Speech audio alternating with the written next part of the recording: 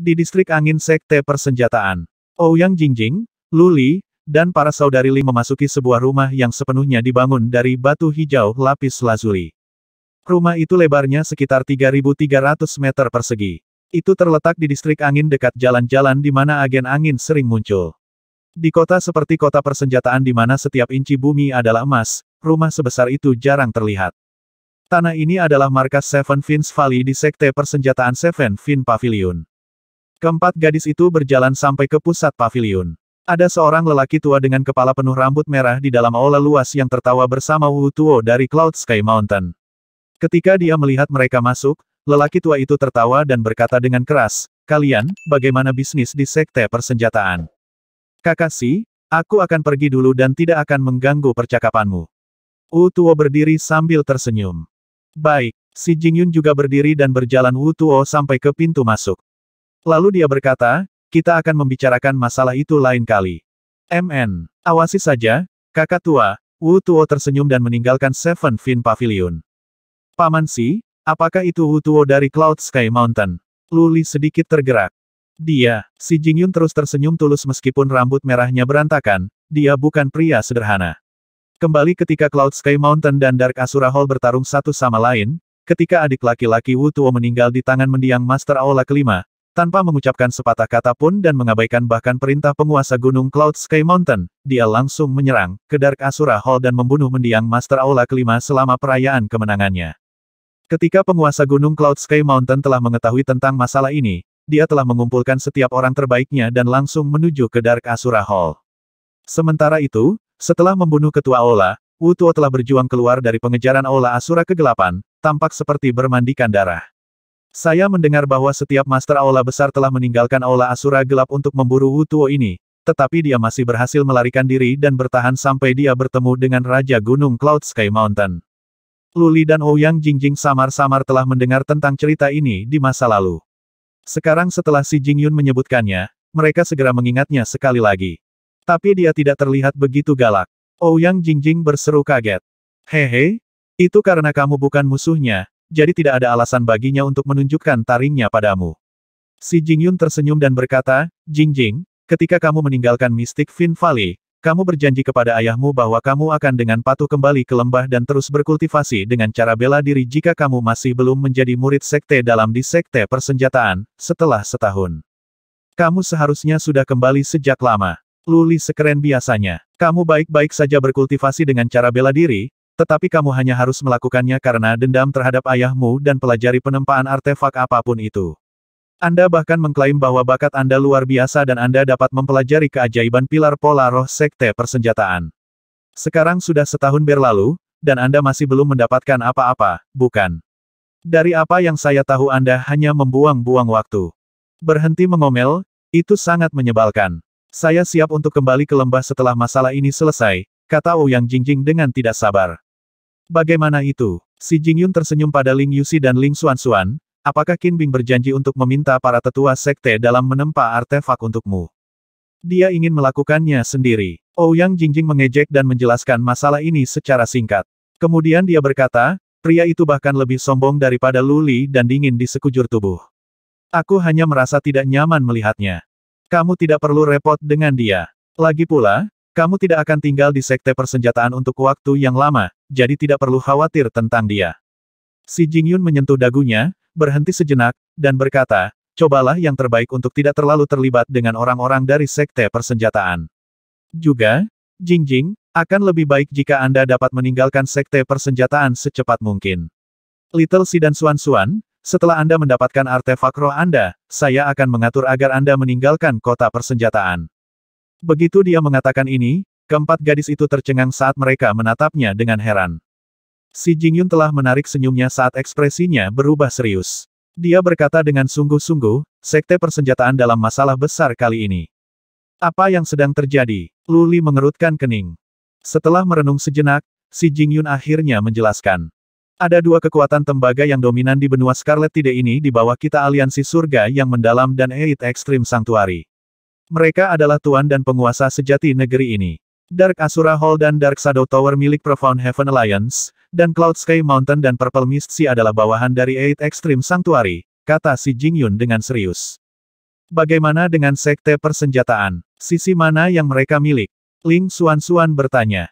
Itulah masalahnya. Si Jingyun mengerutkan kening, sekte persenjataan juga merupakan kekuatan besi hitam, tetapi itu bukan milik aliansi surga yang mendalam atau Suaka 8 ekstrim. Kekuatan yang dibentuk oleh pengrajin ini adalah kekuatan independen dan bebas di benua ini. Mengapa aliansi surga yang mendalam dan 8 ekstrim Sanctuary tidak menyerang mereka? Ling Yuxi menyela, saya percaya bahwa setiap pasukan berperingkat tinggi akan berharap untuk memiliki sekte persenjataan sebagai kekuatan bawahan.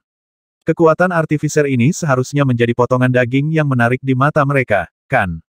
Mereka sangat menarik, baik aliansi surga yang mendalam maupun Suaka 8 ekstrim selalu ingin menelan mereka utuh.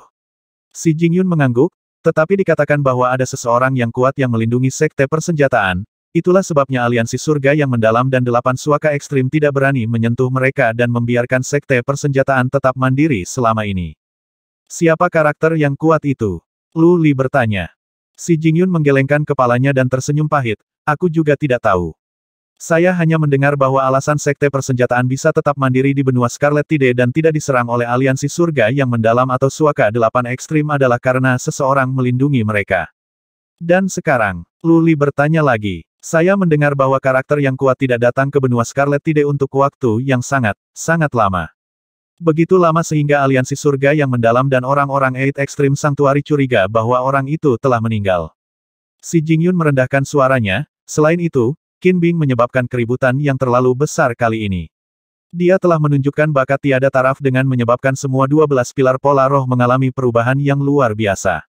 Tombak darah sekte persenjataan juga semakin kuat selama beberapa tahun terakhir dan mulai berubah menjadi kekuatan yang sangat kuat. Hal ini menyebabkan kedua aliansi surga yang mendalam dan 8 ekstrim Sanctuary waspada terhadap mereka.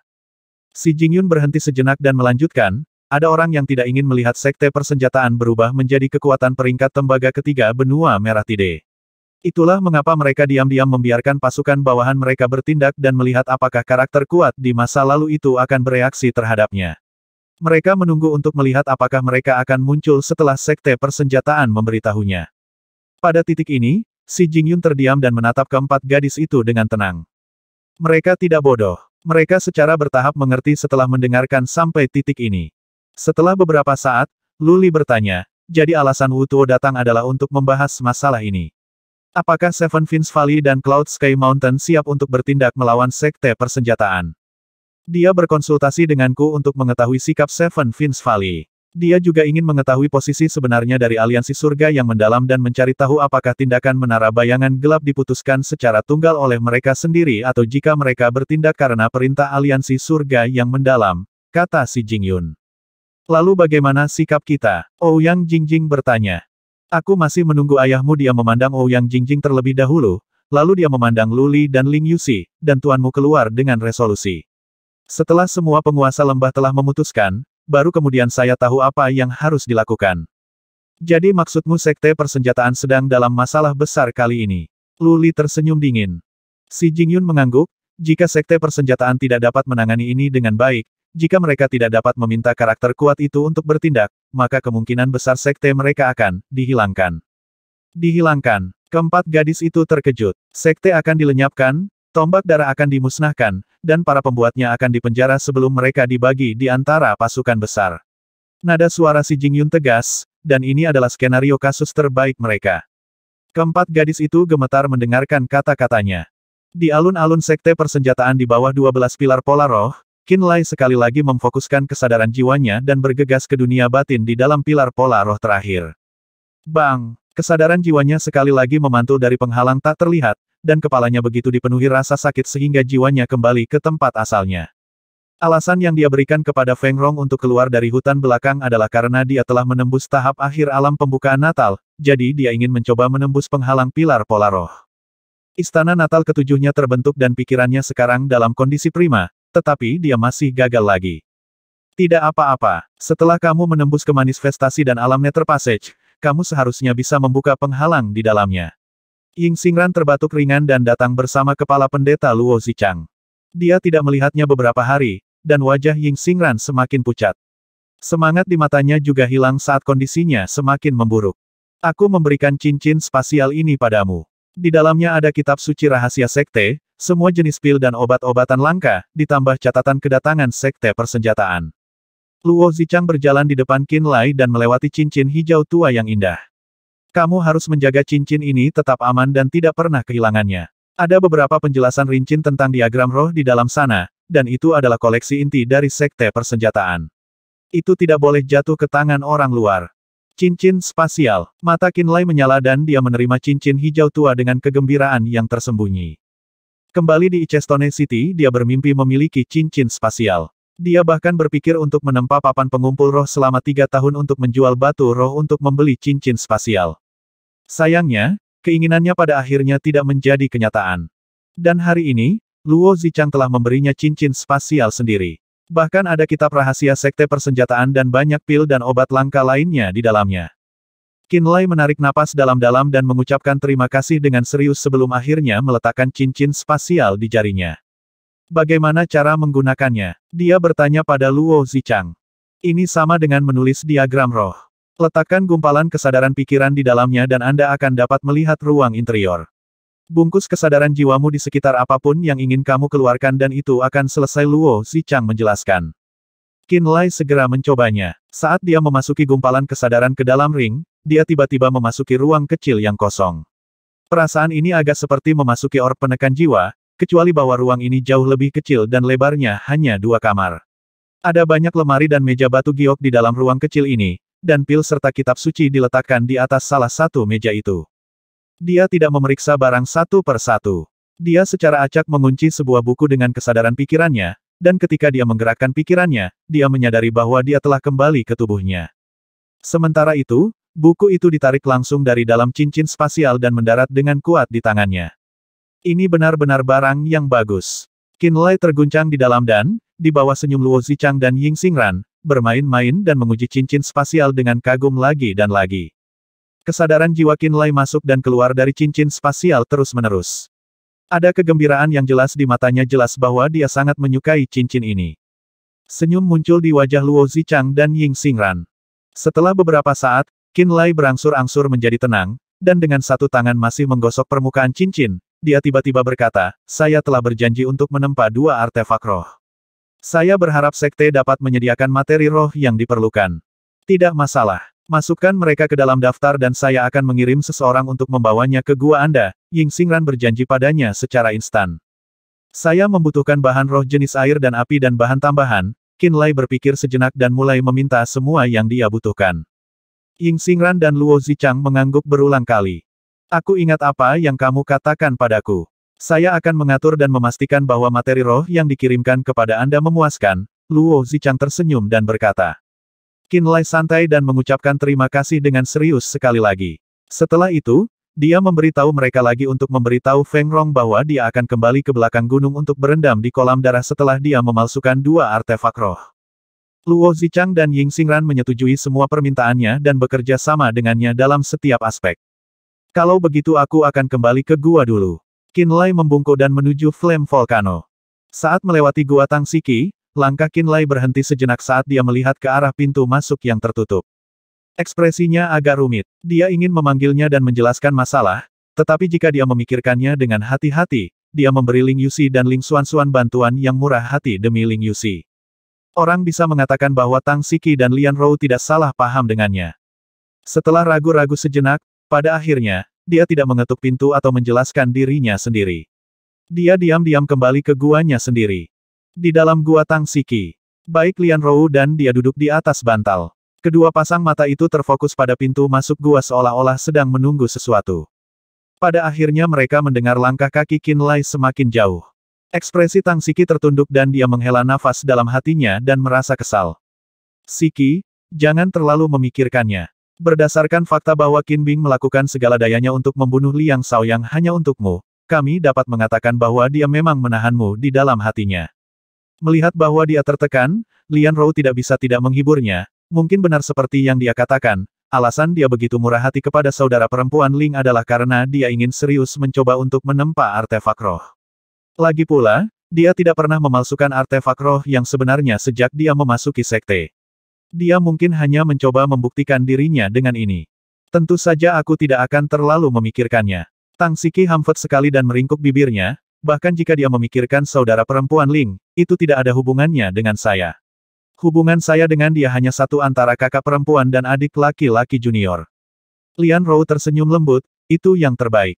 Saya berharap bahwa Anda tidak akan jatuh cinta padanya juga. Dia cukup aneh dan identitasnya tidak diketahui juga. Saya terus merasa bahwa dia sangat berbahaya. Tang Siki diam dan tidak mengatakan apa-apa. Sekitar tengah hari, Qin Lai meletakkan patung kayu, Eye of Frost dan barang-barang lainnya ke dalam cincin spasial di dalam gua. Dia terus menganalisis keajaiban cincin spasial. Tiba-tiba, suara Tong Jihua datang dari luar, apakah Qin Bing ada di dalam? Aku punya surat untukmu. Qin Lai membuka pintu batu dan melihat Tong Jihua di pintu masuk. Sebuah surat diserahkan kepadanya. Ini dikirim oleh Liang Zong dari Dark Asura Hall. Dia telah meminta seseorang dari Dark Asura Hall untuk mengirimkannya. Dia menjelaskan bahwa Anda adalah penerimanya, kata Tong Jihua. Liang Zong. Ekspresi Qin Lai diragukan. Ya, Liang Zong dari Departemen Dalam Negeri Dark Asura Hall. Anda seharusnya melihatnya terakhir kali saat masuk sekte. Tong Jihua menjelaskan, aku juga tidak yakin mengapa dia mengirimimu surat. Terima kasih, Penatua Tong. Qin Lai mengangguk dan menerima surat itu. Tong Jihua mengucapkan selamat tinggal padanya dan pergi. Setelah menutup pintu batu lagi, Qin Lai membuka surat itu dan membaca isinya. Sekilas ekspresinya sudah berubah. Bayangan darah menara bayangan telah memasuki kota persenjataan. Dia datang untukmu. Blood Shadow jauh lebih menakutkan daripada gabungan Grey Shadow dan Black Shadow, Anda harus berhati-hati. Alasan saya memberitahu Anda tentang ini adalah karena Anda telah membunuh Liang Shaoyang, dan Liang Shaoyang juga ada dalam daftar pembunuhan kami. Anda membantu kami menangani masalah besar. Juga, yang terbaik adalah jika kamu segera meninggalkan sekte persenjataan. Sekte persenjataan saat ini tidak aman. Dark Shadow Tower bukan satu-satunya, Dark Asura Hall, Seven Fins Valley, dan Cloud Sky Mountain juga memiliki rencana tertentu untuk sekte persenjataan. Di masa depan, mereka dapat menggabungkan kekuatan mereka dan menyerang sekte persenjataan. Yang terbaik adalah jika Anda bisa membuat persiapan sebelumnya. Qin Lai meletakkan surat itu saat ekspresinya berubah sangat berat. Dia baru saja berhasil bersantai akhir-akhir ini, tetapi ketegangan di kepalanya meningkat sekali lagi. Blood Shadow telah memasuki kota, dan sekte persenjataan mungkin diserang dan dikelilingi oleh musuh. Tatapan Qin Lai perlahan berubah serius. Apakah Qin Bing ada di sana? Master sekte telah meminta kami untuk mengirimkan materi roh, para murid sekte luar berteriak dari luar. Setelah membakar surat yang diberikan Tong Jihua kepadanya, baru saat itulah Qin Lai membuka pintu sekali lagi. Dia bisa melihat beberapa murid sekte luar membawa kotak penuh bahan roh berdiri di pintu masuk sambil memandangnya dengan hormat. Bawa mereka masuk, kata Qin Lai acuh tak acuh. Maka, kotak-kotak besar dipindahkan ke dalam gua. Batu iblis api, giok roh air, fluorit air. Melihat kotak bahan roh, mata Qin Lai berangsur-angsur cerah. Dia menyadari bahwa sebagian besar bahan roh di sini berada di sekitar tingkat 2 yang mendalam, dan bahkan ada beberapa bahan roh khusus yang berada di tingkat 3 yang mendalam. Ini jauh lebih berharga daripada materi yang dia minta sebelumnya. 5 kotak besar diisi dengan bahan roh jenis api dan air. Banyak dari bahan roh ini sangat langka. Dia percaya bahwa dengan begitu banyak bahan roh, bahkan jika dia gagal 4 atau 5 kali, dia masih dapat membantu Ling Yuxi dan Ling Xuanxuan menempa artefak roh yang mereka butuhkan. Setelah mengunci pintu, dia menenangkan dirinya dan mengeluarkan material spirit satu persatu dan meletakkannya di hadapannya dan membelainya dengan lembut. Dia menyipitkan matanya. Mereka berkilauan dengan cahaya. Di kepalanya dia memikirkan diagram roh mana yang harus dia gunakan untuk membuat diagram gabungan. Dia dengan cepat berkonsentrasi pada tugas dan menjadi sepenuhnya tenggelam dalam pikirannya, ingin menyelesaikan sebuah rencana. Di aula prosedur di puncak Flame Volcano, Ying Xingran, 3 pendeta agung, 7 tetua agung termasuk Mo Hai, Lang Xie tombak darah, dan Feng Rong semuanya berkumpul di sini. Alasan saya mengumpulkan semua orang adalah karena situasinya telah berubah terlalu cepat. Ada kebutuhan untuk membuat semua orang lebih cepat. Ying Xingran terbatuk sekali dan menatap Feng Rong, berkata, tolong jelaskan. Tatapan orang-orang terfokus pada Feng Rong. Kami telah berada di atas angin sejak kami memulai pertempuran melawan menara bayangan gelap. Blood Spear telah membunuh 78 praktisi bela diri menara bayangan gelap di luar kota persenjataan, dan di antara mereka, 15 orang berada di alam manifestasi dan 1 di alam Nether Passage. Di sisi lain, tombak darah hanya kehilangan 9 orang. Ekspresi Feng Rong penuh dengan kebanggaan. 3 pendeta agung dan 7 tetua sekte dalam semuanya mengangguk. Jika itu hanya menara bayangan gelap, kami percaya bahwa tombak darah dapat menangani ini dengan mudah. Bahkan jika di Sijiu dan Liang Yangju telah tiba sendiri, mereka tidak akan mampu membalikkan kekalahan mereka. Nada suara Feng Rong kemudian berubah saat matanya yang cerah menjadi tertutup oleh kekhawatiran, tapi baru-baru ini, Dark Asura Hall dan Cloud Sky Mountain, perlahan-lahan berhenti berdagang dengan sekte persenjataan sendiri.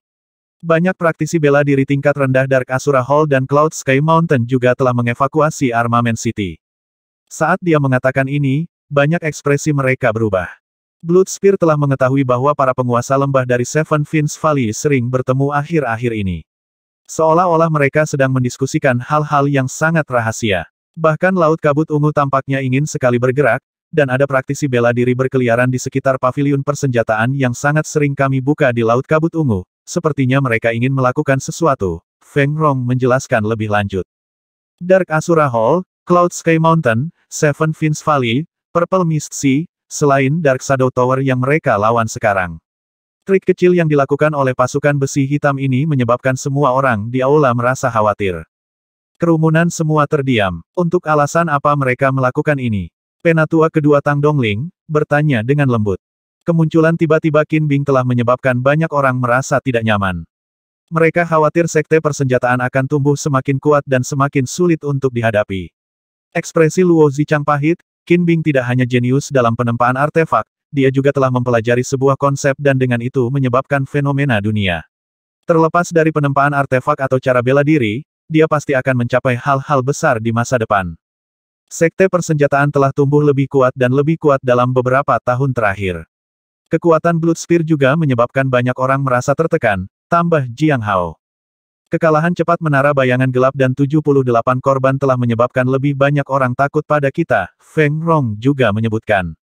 Jika 5 kekuatan bergabung sebagai satu, bisakah sekte persenjataan menahan tekanan? Penatua ketiga Wei Qing bertanya. Ying Xingran, 3 pendeta agung, dan bahkan Feng Rong tersenyum pahit ketika mereka mendengarnya. Jawabannya jelas. Sekte persenjataan masih bisa menangani menara bayangan gelap dengan mudah dengan sendirinya. Bahkan jika Dark Asura Hall ditambahkan ke dalam campuran, mereka mungkin masih bisa melawan mereka, hanya saja. Tetapi tidak ada peluang untuk menang jika mereka harus berbenturan dengan kelima kekuatan sekaligus. Qin Bing ini adalah harta dan momok sekte persenjataan.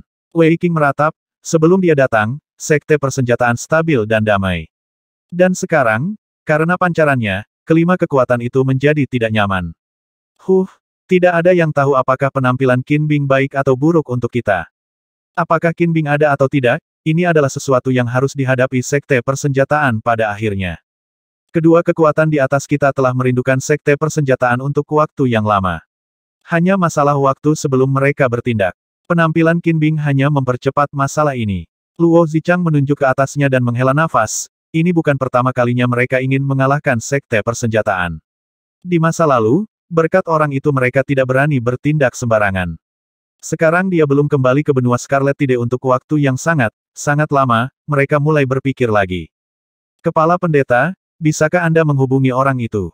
Penatua kedua Tan Dongling bertanya dengan serius. Di dalam aula prosedur, tatapan semua orang terfokus pada Luo Zichang. Mata mereka dipenuhi dengan harapan besar.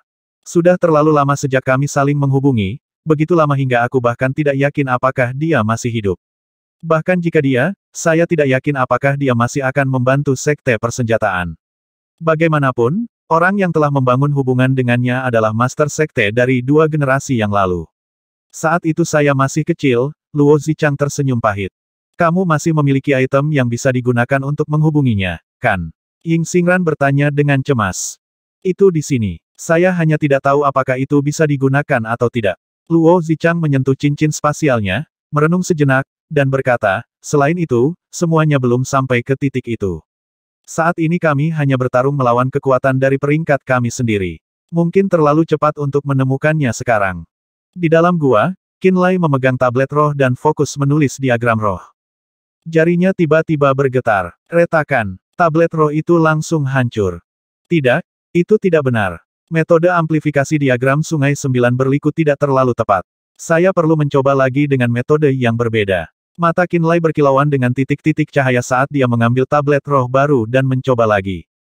Potongan-potongan tablet roh yang hancur di sampingnya telah membentuk gunung kecil. Setidaknya 100 dan lebih tablet roh telah meledak. Dia sedang membangun diagram majemuk, membiasakan dirinya dengan proses di dalam tablet roh untuk memastikan bahwa tablet roh dapat menahan konflik diagram majemuk. Ini akan menjadi pertama kalinya dia sendiri memalsukan artefak. Ling Yuxi menginginkan artefak berbentuk lingkaran ditempa, dan dia mengembangkan seni roh air. Untuk membuat artefak roh yang sangat cocok dengan seni rohnya, dia perlu membuat diagram roh gabungan khusus sehingga senjata roh dan seni roh dapat mengeluarkan potensi penuh mereka. Diagram utama yang dipilih Qin Lai adalah diagram 9 sungai berliku. Diagram roh yang dia pelajari dari pilar pola roh ini seperti banyak sungai panjang yang mengalir dengan 9 tikungan dan 18 tikungan.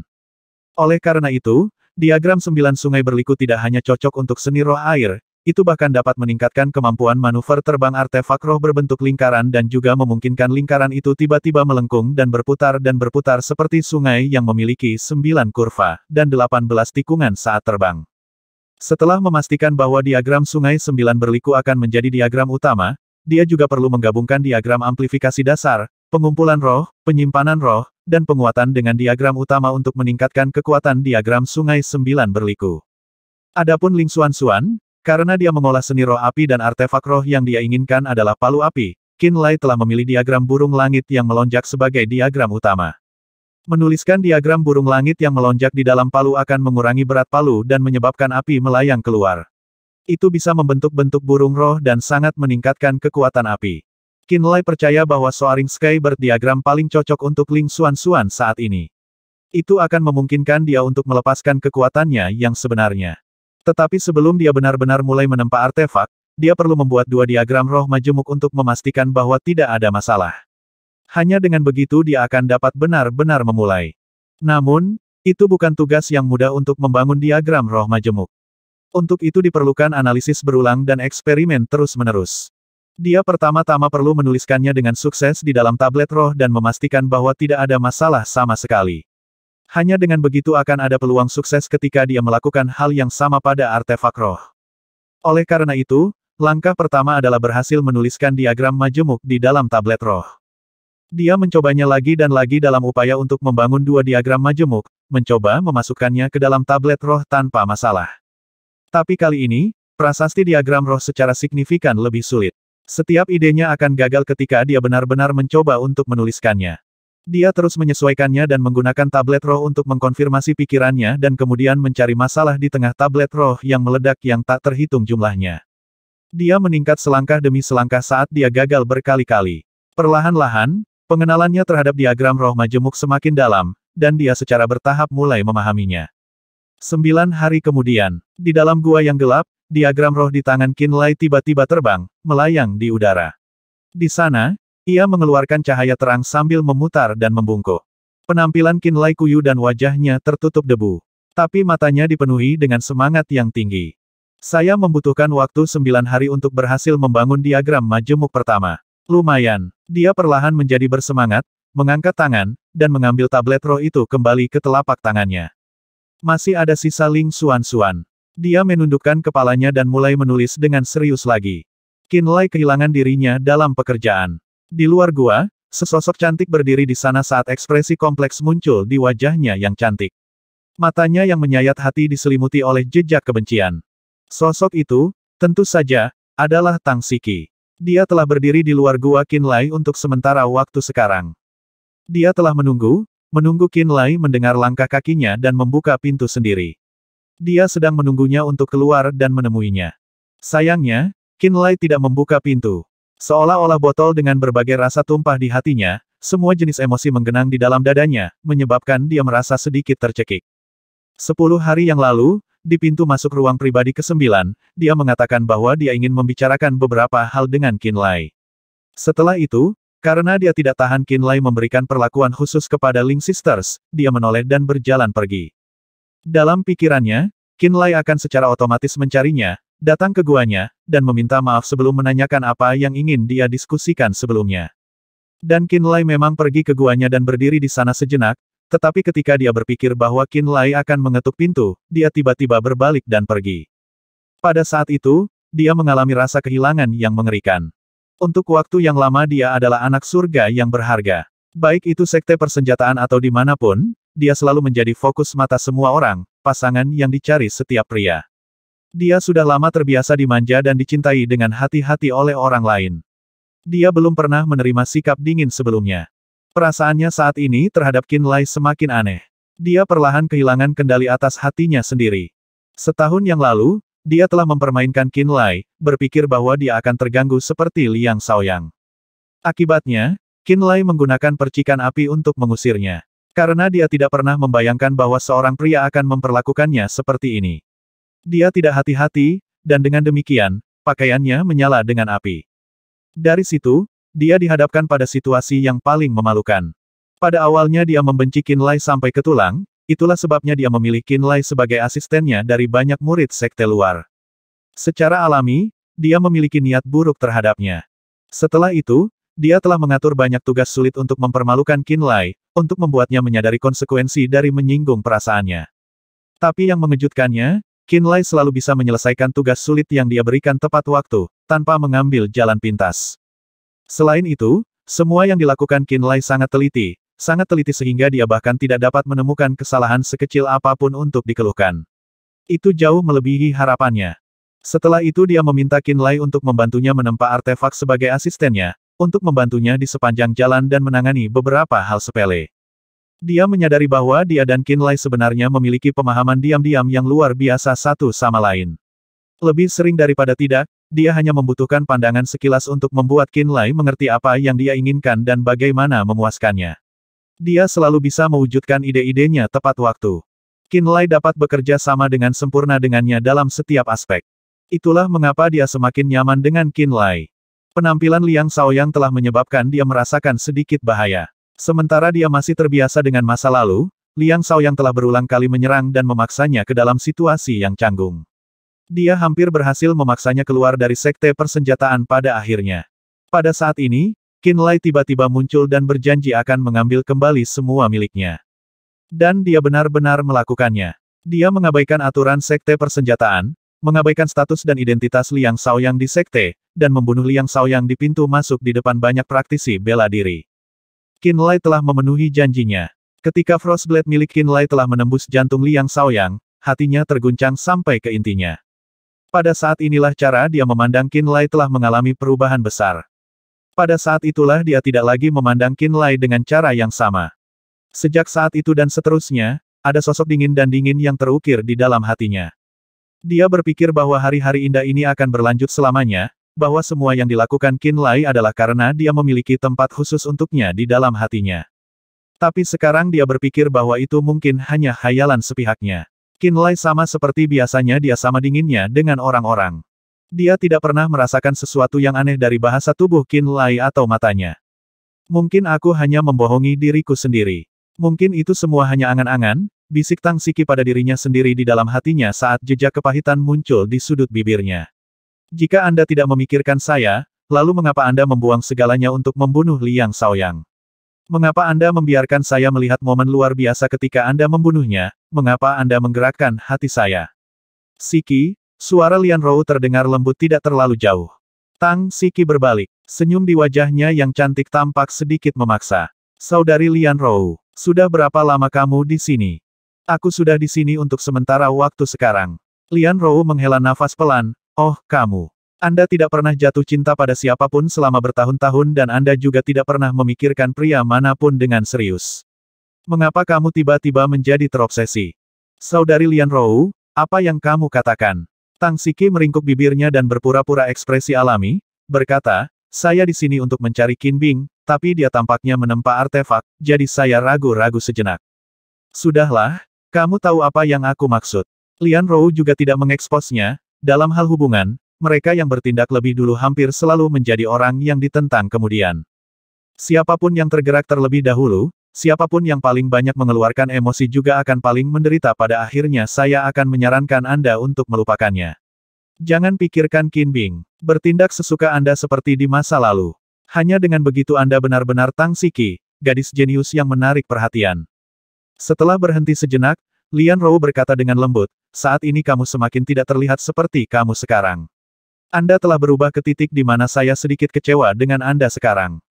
Begitukah? Tang Siki bergumam sekali sebelum senyum muncul di wajahnya sekali lagi.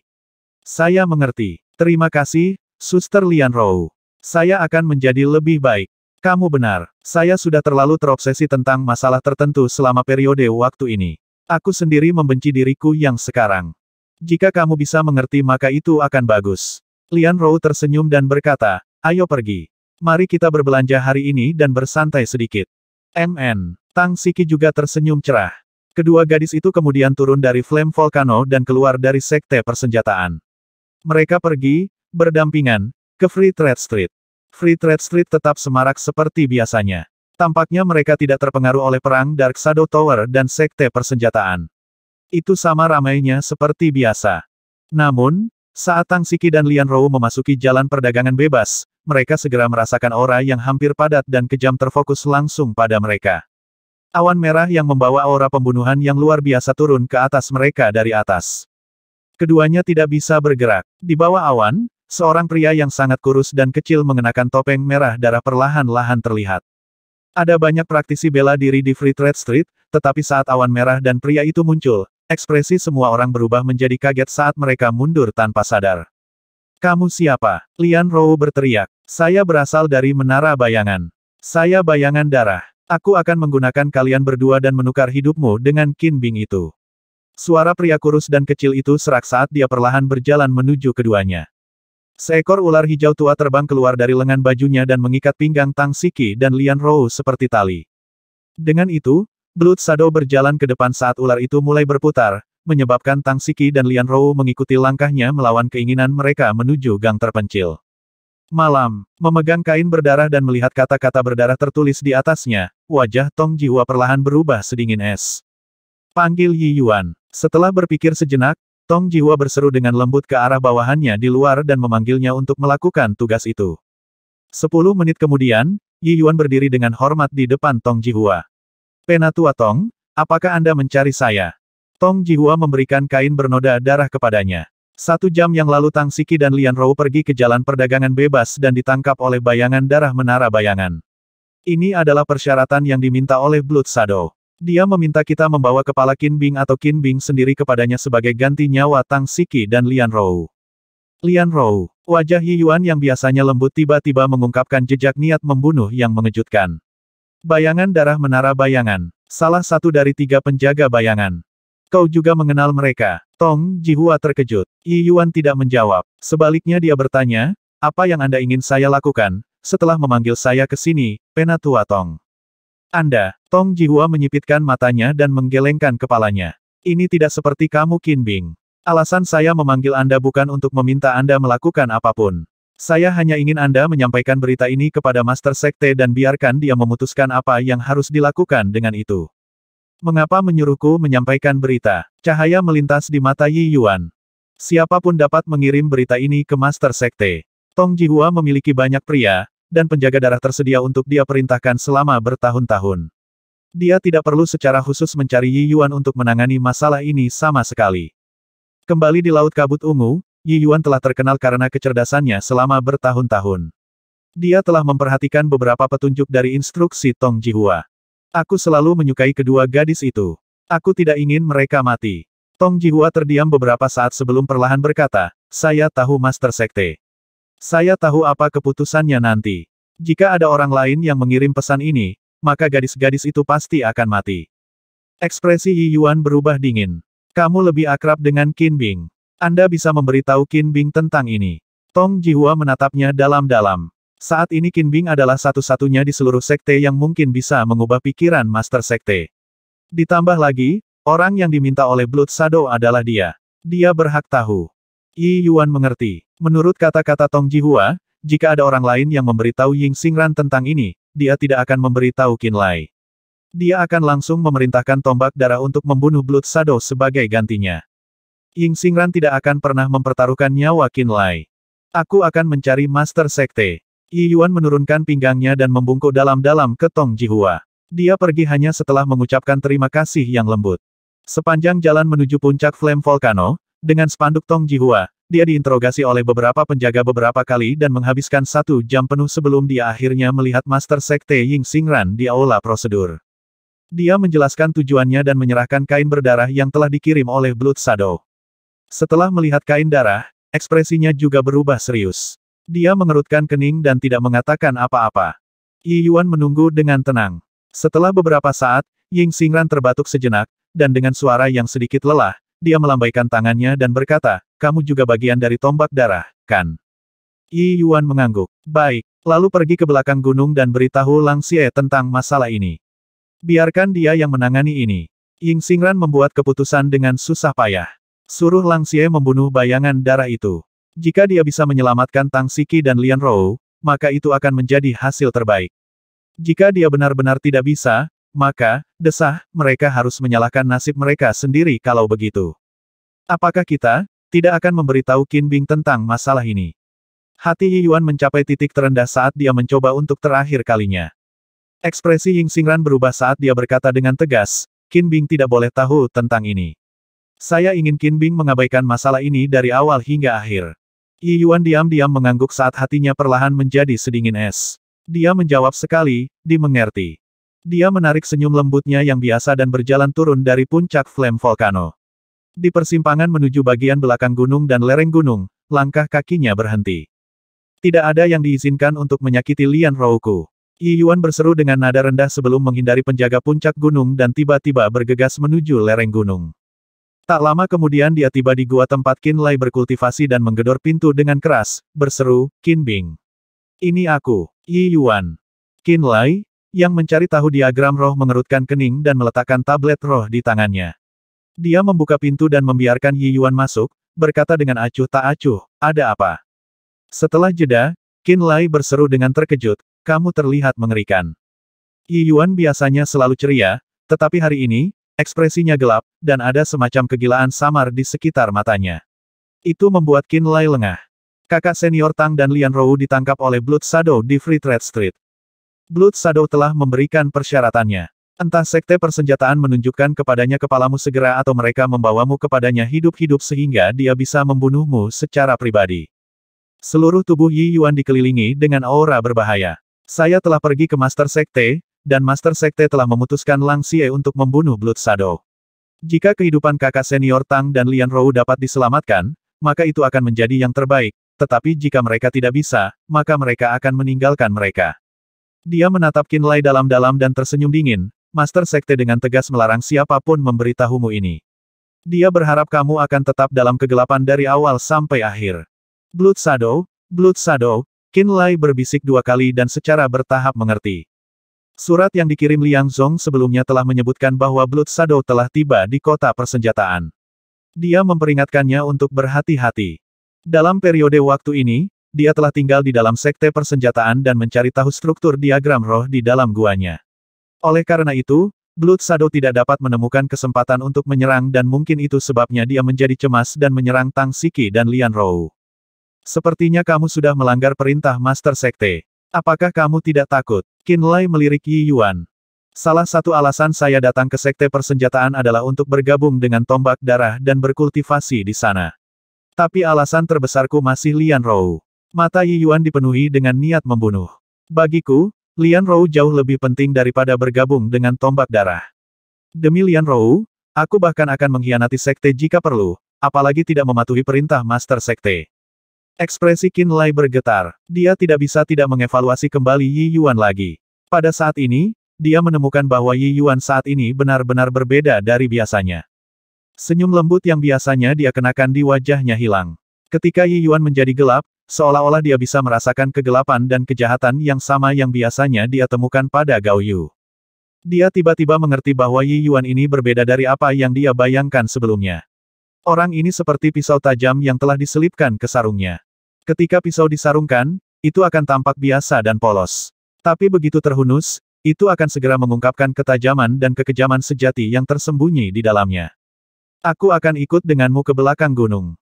Kita akan bertemu Tuan Lang Xie bersama-sama. Qin Lai berdiri. Kurasa kau masih memiliki rasa kemanusiaan di dalam dirimu.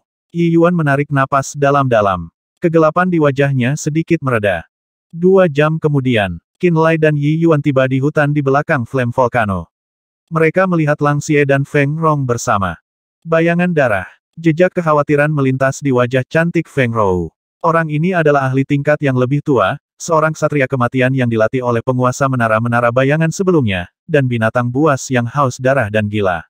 Grey Shadow dan Black Shadow tidak ada apa-apanya dibandingkan dengan Blood Shadow, mereka praktis hanya ada untuk mengisi angka. Bayangan darah ini mungkin lebih sulit untuk dihadapi daripada Liang Yangzu. Apa niat Master Sekte? Nada bicara Lang Xie tenang. Yi Yuan menjelaskan posisi Ying Xingran. Feng Rong terkejut. Dia menatap Yi Yuan dalam-dalam dan berkata, jadi, kamu telah melanggar perintah Master Sekte itu. Anda telah memberitahu Qin Bing tentang masalah ini. Apakah kamu tidak ingin tinggal di Sekte Persenjataan lebih lama lagi? Bagi saya, hidup Lian Rou lebih penting dari segalanya. Saya bisa mengorbankan segalanya untuk Lian Rou, kata Yi Yuan sambil menundukkan kepalanya. Feng Rong diam-diam tergerak, nak, kamu tidak terlalu mengesankan dalam aspek lain. Tetapi berdasarkan fakta bahwa kamu dapat membuang segalanya untuk wanita yang kamu cintai sendirian, aku akan percaya bahwa kamu adalah orang yang baik. Terima kasih atas pujian Anda, Instruktur Feng. Yi Yuan membungkuk. Tentu saja, alasan Master Sekte melarang Qin Bing mempelajari hal ini adalah agar dia tidak terganggu dan dia juga tidak berpartisipasi dalam hal ini. Feng Rong merasakan sedikit sakit kepala. Kamu mengabaikan semuanya dan benar-benar berani melawan perintah Master Sekte. Kami sebenarnya agak takut akan hal ini karena masalah ini benar-benar agak merepotkan. Pada titik ini, Feng Rong, Qin Bing, dan Yi Yuan tidak bisa tidak melihat ke arah Lang Xie. Mereka tahu bahwa sikap Lang Xie adalah yang paling penting bagi mereka. Ada beberapa hal yang bisa dilakukan hanya setelah Lang Xie memberikan persetujuannya. Lang Xie, Feng Rong berseru pelan. Tolong selamatkan nyawa Lian Rou, Baginda. Yi Yuan berlutut dengan satu lutut dan memohon. Aku ingin mereka hidup. Qin Lai tidak berlutut. Dia hanya menatap langsung ke arah Lang Xie. Saya tidak bisa menjamin kelangsungan hidup mereka. Tapi jika Anda mau mengambil risiko, maka saya bisa mencobanya. Karena Blood Shadow menginginkanmu hidup, aku bisa memberikanmu padanya hidup-hidup. Selama Anda dapat memastikan bahwa dia tidak dapat membunuh Anda dengan satu pukulan, maka saya dapat menjamin kelangsungan hidup Anda. Lang Xie terdiam sejenak dan menatap Qin Lai dalam-dalam. Jika kamu ingin mereka bertahan hidup, maka kamu dapat mempertaruhkan nyawamu sendiri. Apakah Anda bersedia untuk mencoba? Feng Rong dan Yi Yuan menoleh untuk melihat Qin Lai. Aku akan pergi, Qin Lai mengangguk. Bagus. Sedikit persetujuan muncul di mata Lang Xie. Jika masalah ini berhasil maka kita tidak akan dihukum oleh Master Sekte. Tetapi jika terjadi kecelakaan, maka kita semua akan menghadapi murkanya. Oleh karena itu, Anda semua sebaiknya bersiap secara mental. Pastikan bahwa Anda tidak akan menyesal membuat keputusan akhir Anda. Feng Rong, Yi Yuan, dan Qin Lai semuanya mengangguk serempak.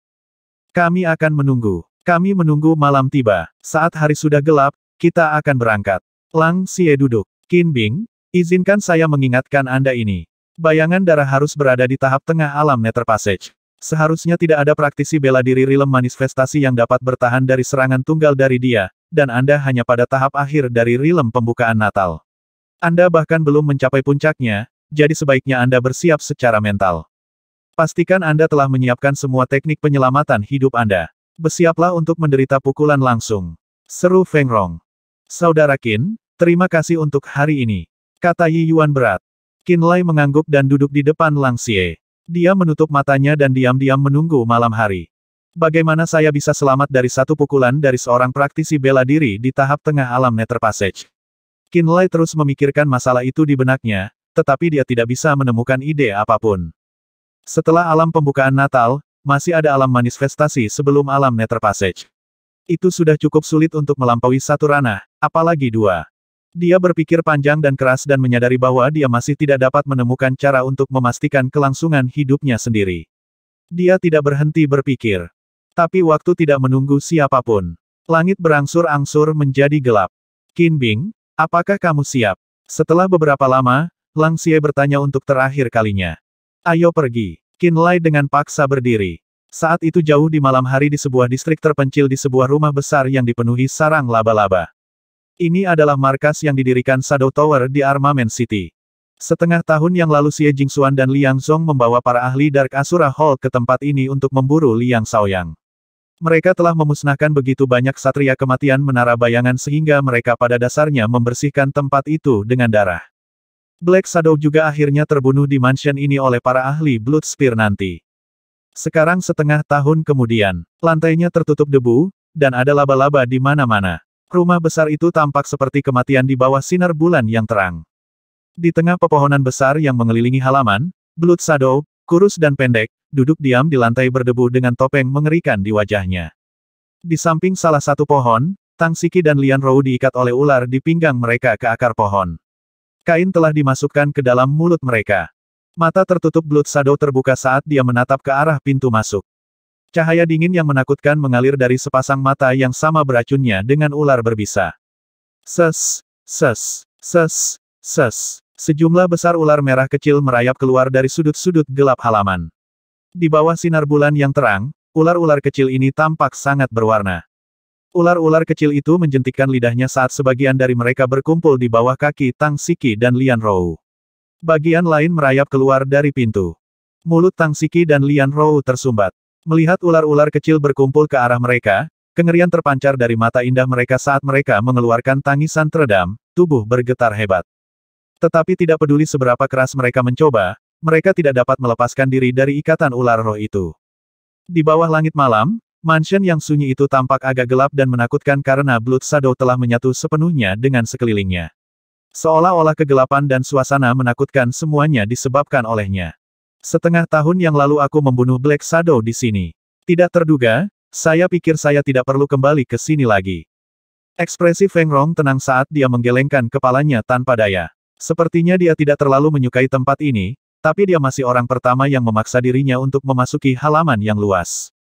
Qin Lai dan Yi Yuan mengikuti di belakangnya berdampingan. Sementara itu, Lang Xie telah menyembunyikan dirinya di dalam kegelapan dan diam-diam mengamati situasinya.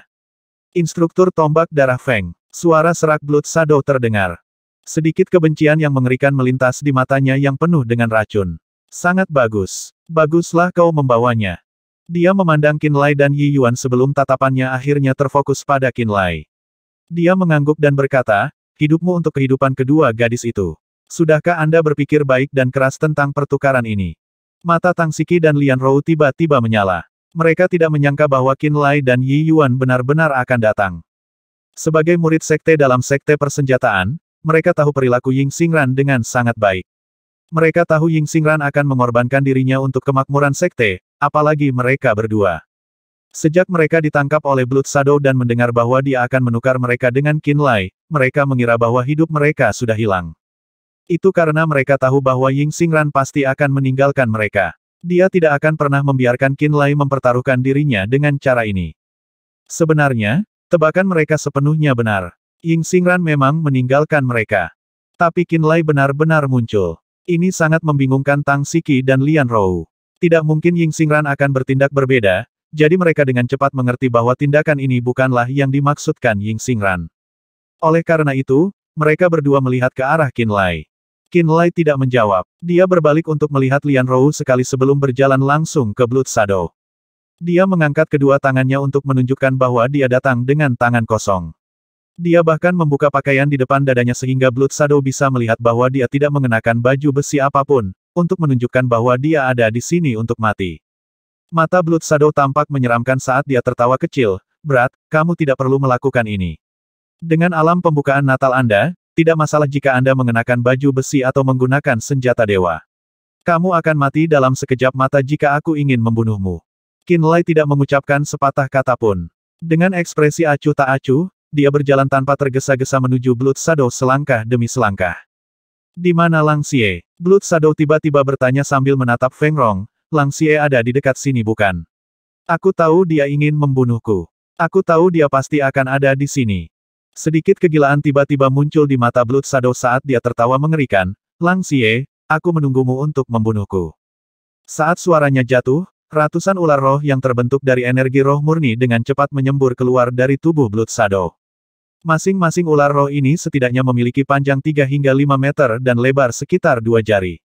Seperti pelangi atau kilat dingin yang melesat di udara, mereka mengeluarkan suara siulan yang mengejutkan saat mereka bergerak. Dari ratusan ular yang menjelajahi seluruh halaman, beberapa dari mereka juga menyerang Feng Rong dan Yi Yuan. Dari ular yang tersisa, hanya 10 ular roh yang mendesis dan bergegas menuju dada, mata, dan perut Qin Lai. Bang! Tekanan mengerikan tiba-tiba menekan dari langit dan langsung menjebak Qin Lai. Energi itu seperti gunung yang duduk di tubuhnya, menyebabkan lututnya menekuk dan hampir memaksanya ke tanah dalam sekejap. Di bawah tekanan, dia tidak bisa berbuat apa-apa. Satu-satunya hal yang bisa dia lakukan adalah menyaksikan 10 ular roh terbang ke arahnya saat mereka akan menembak menembus dadanya. Mata embun beku. Qin Lai dalam hati berteriak. Cahaya es tiba-tiba mengelilingi Qin Lai. Sebelum 10 ular roh bisa terbang, tubuh Qin Lai tiba-tiba meledak seperti bola es sebelum dia menghilang bersama dengan cahaya es yang hancur. Dia telah berteleportasi ke area bawah tanah di bawah pegunungan Arktik. Ini adalah solusi yang akhirnya dia keluarkan setelah berpikir panjang dan keras sepanjang jalan ke sana.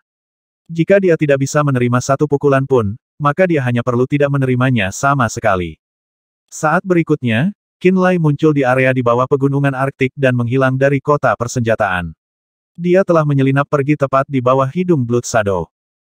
Mata kejam Blood Shadow membeku ketika dia melihat di mana Qin Lai berada beberapa saat yang lalu. Ekspresinya berubah saat dia menyebarkan kesadaran pikirannya dan mulai mencari area di sekitarnya. Tidak ada sedikit pun fluktuasi energi atau jejak kehidupan sama sekali. Qin Lai telah menghilang sepenuhnya. Blood Shadow sangat terkejut. Bagaimana dia menghilang tanpa peringatan? Bagaimana dia tiba-tiba berteleportasi? Area tanah ini di bawah tanah dan daerah sekitarnya telah ditutup dengan penghalang. Bagaimana dia bisa melarikan diri? Bayangan darah tidak bisa mempercayainya. Pada saat inilah suara Lang Xie tiba-tiba terdengar dari atas gedung tinggi di samping rumah ini. Feng Rong, Yi Yuan, tinggalkan rumah ini dan segera kembali ke sekte persenjataan. Kejutan muncul di mata Feng Rong, yang menahan semua ular roh dengan perisai bulat 100 bunga. Lang Xie menyuruhnya mundur. Lang Xie benar-benar menyuruhnya mundur. Dia tidak bisa mempercayainya. Di Sijiu ada di sini. Liang Yangzu ada di sini. Yuan Tiannya juga ada di sini. Di gedung tinggi, Lang Xie memandang rendah Blood Shadow tanpa sedikit pun emosi dalam suaranya. Mereka tidak memasang jebakan ini untuk Qin Bing. Mereka datang untuk Anda dan saya. Feng Rong terkejut. Yi Yuan juga sangat terkejut sehingga dia bisa pingsan. Kamu dipanggil Yi Yuan, kan? Sebuah suara datang dari bawah tanah. Kamu boleh pergi. Laut kabut ungu ingin kamu hidup, jadi kamu bisa hidup. Suara itu datang dari aula pertama aula Asura Kegelapan, Yuan Tiannya. Kakak senior Lang Xie, apakah kamu benar-benar pergi? Tiba-tiba, suara serak Blood Shadow berubah tajam dan menusuk. Suara itu sangat aneh, seperti jarum besi yang menggores permukaan pisau. Itu sangat tidak menyenangkan untuk didengarkan. Lang Xie, yang sudah siap untuk pergi, tiba-tiba menghentikan langkahnya dan berbalik. Dia bertanya dengan sungguh-sungguh, siapa kamu? Kamu siapa? Ekspresi Feng Rong juga berubah saat dia dengan dingin menatap topeng yang memakai Blood Shadow. Matanya perlahan berubah serius. Di bawah langit malam yang gelap ini dan di dalam distrik terpencil, rumah besar yang sepi ini dipenuhi dengan suasana yang sangat menindas. Lang Xie sudah mulai pergi, tetapi karena satu kalimat Blood Shadow, dia tiba-tiba berbalik. Kamu siapa? Lang Xie bertanya lagi. Kebencian yang kental mengalir keluar dari mata beracun Blood Shadow. Anda tidak perlu tahu siapa saya, yang perlu Anda ketahui hanyalah bahwa saya menghormati guru. Selama bertahun-tahun, alasan saya bertahan melalui mereka adalah untuk membunuh Anda, Lang Xie, Anda yang membunuh tuan Anda sendiri. Kunci langit. Blood Shadow tiba-tiba berseru.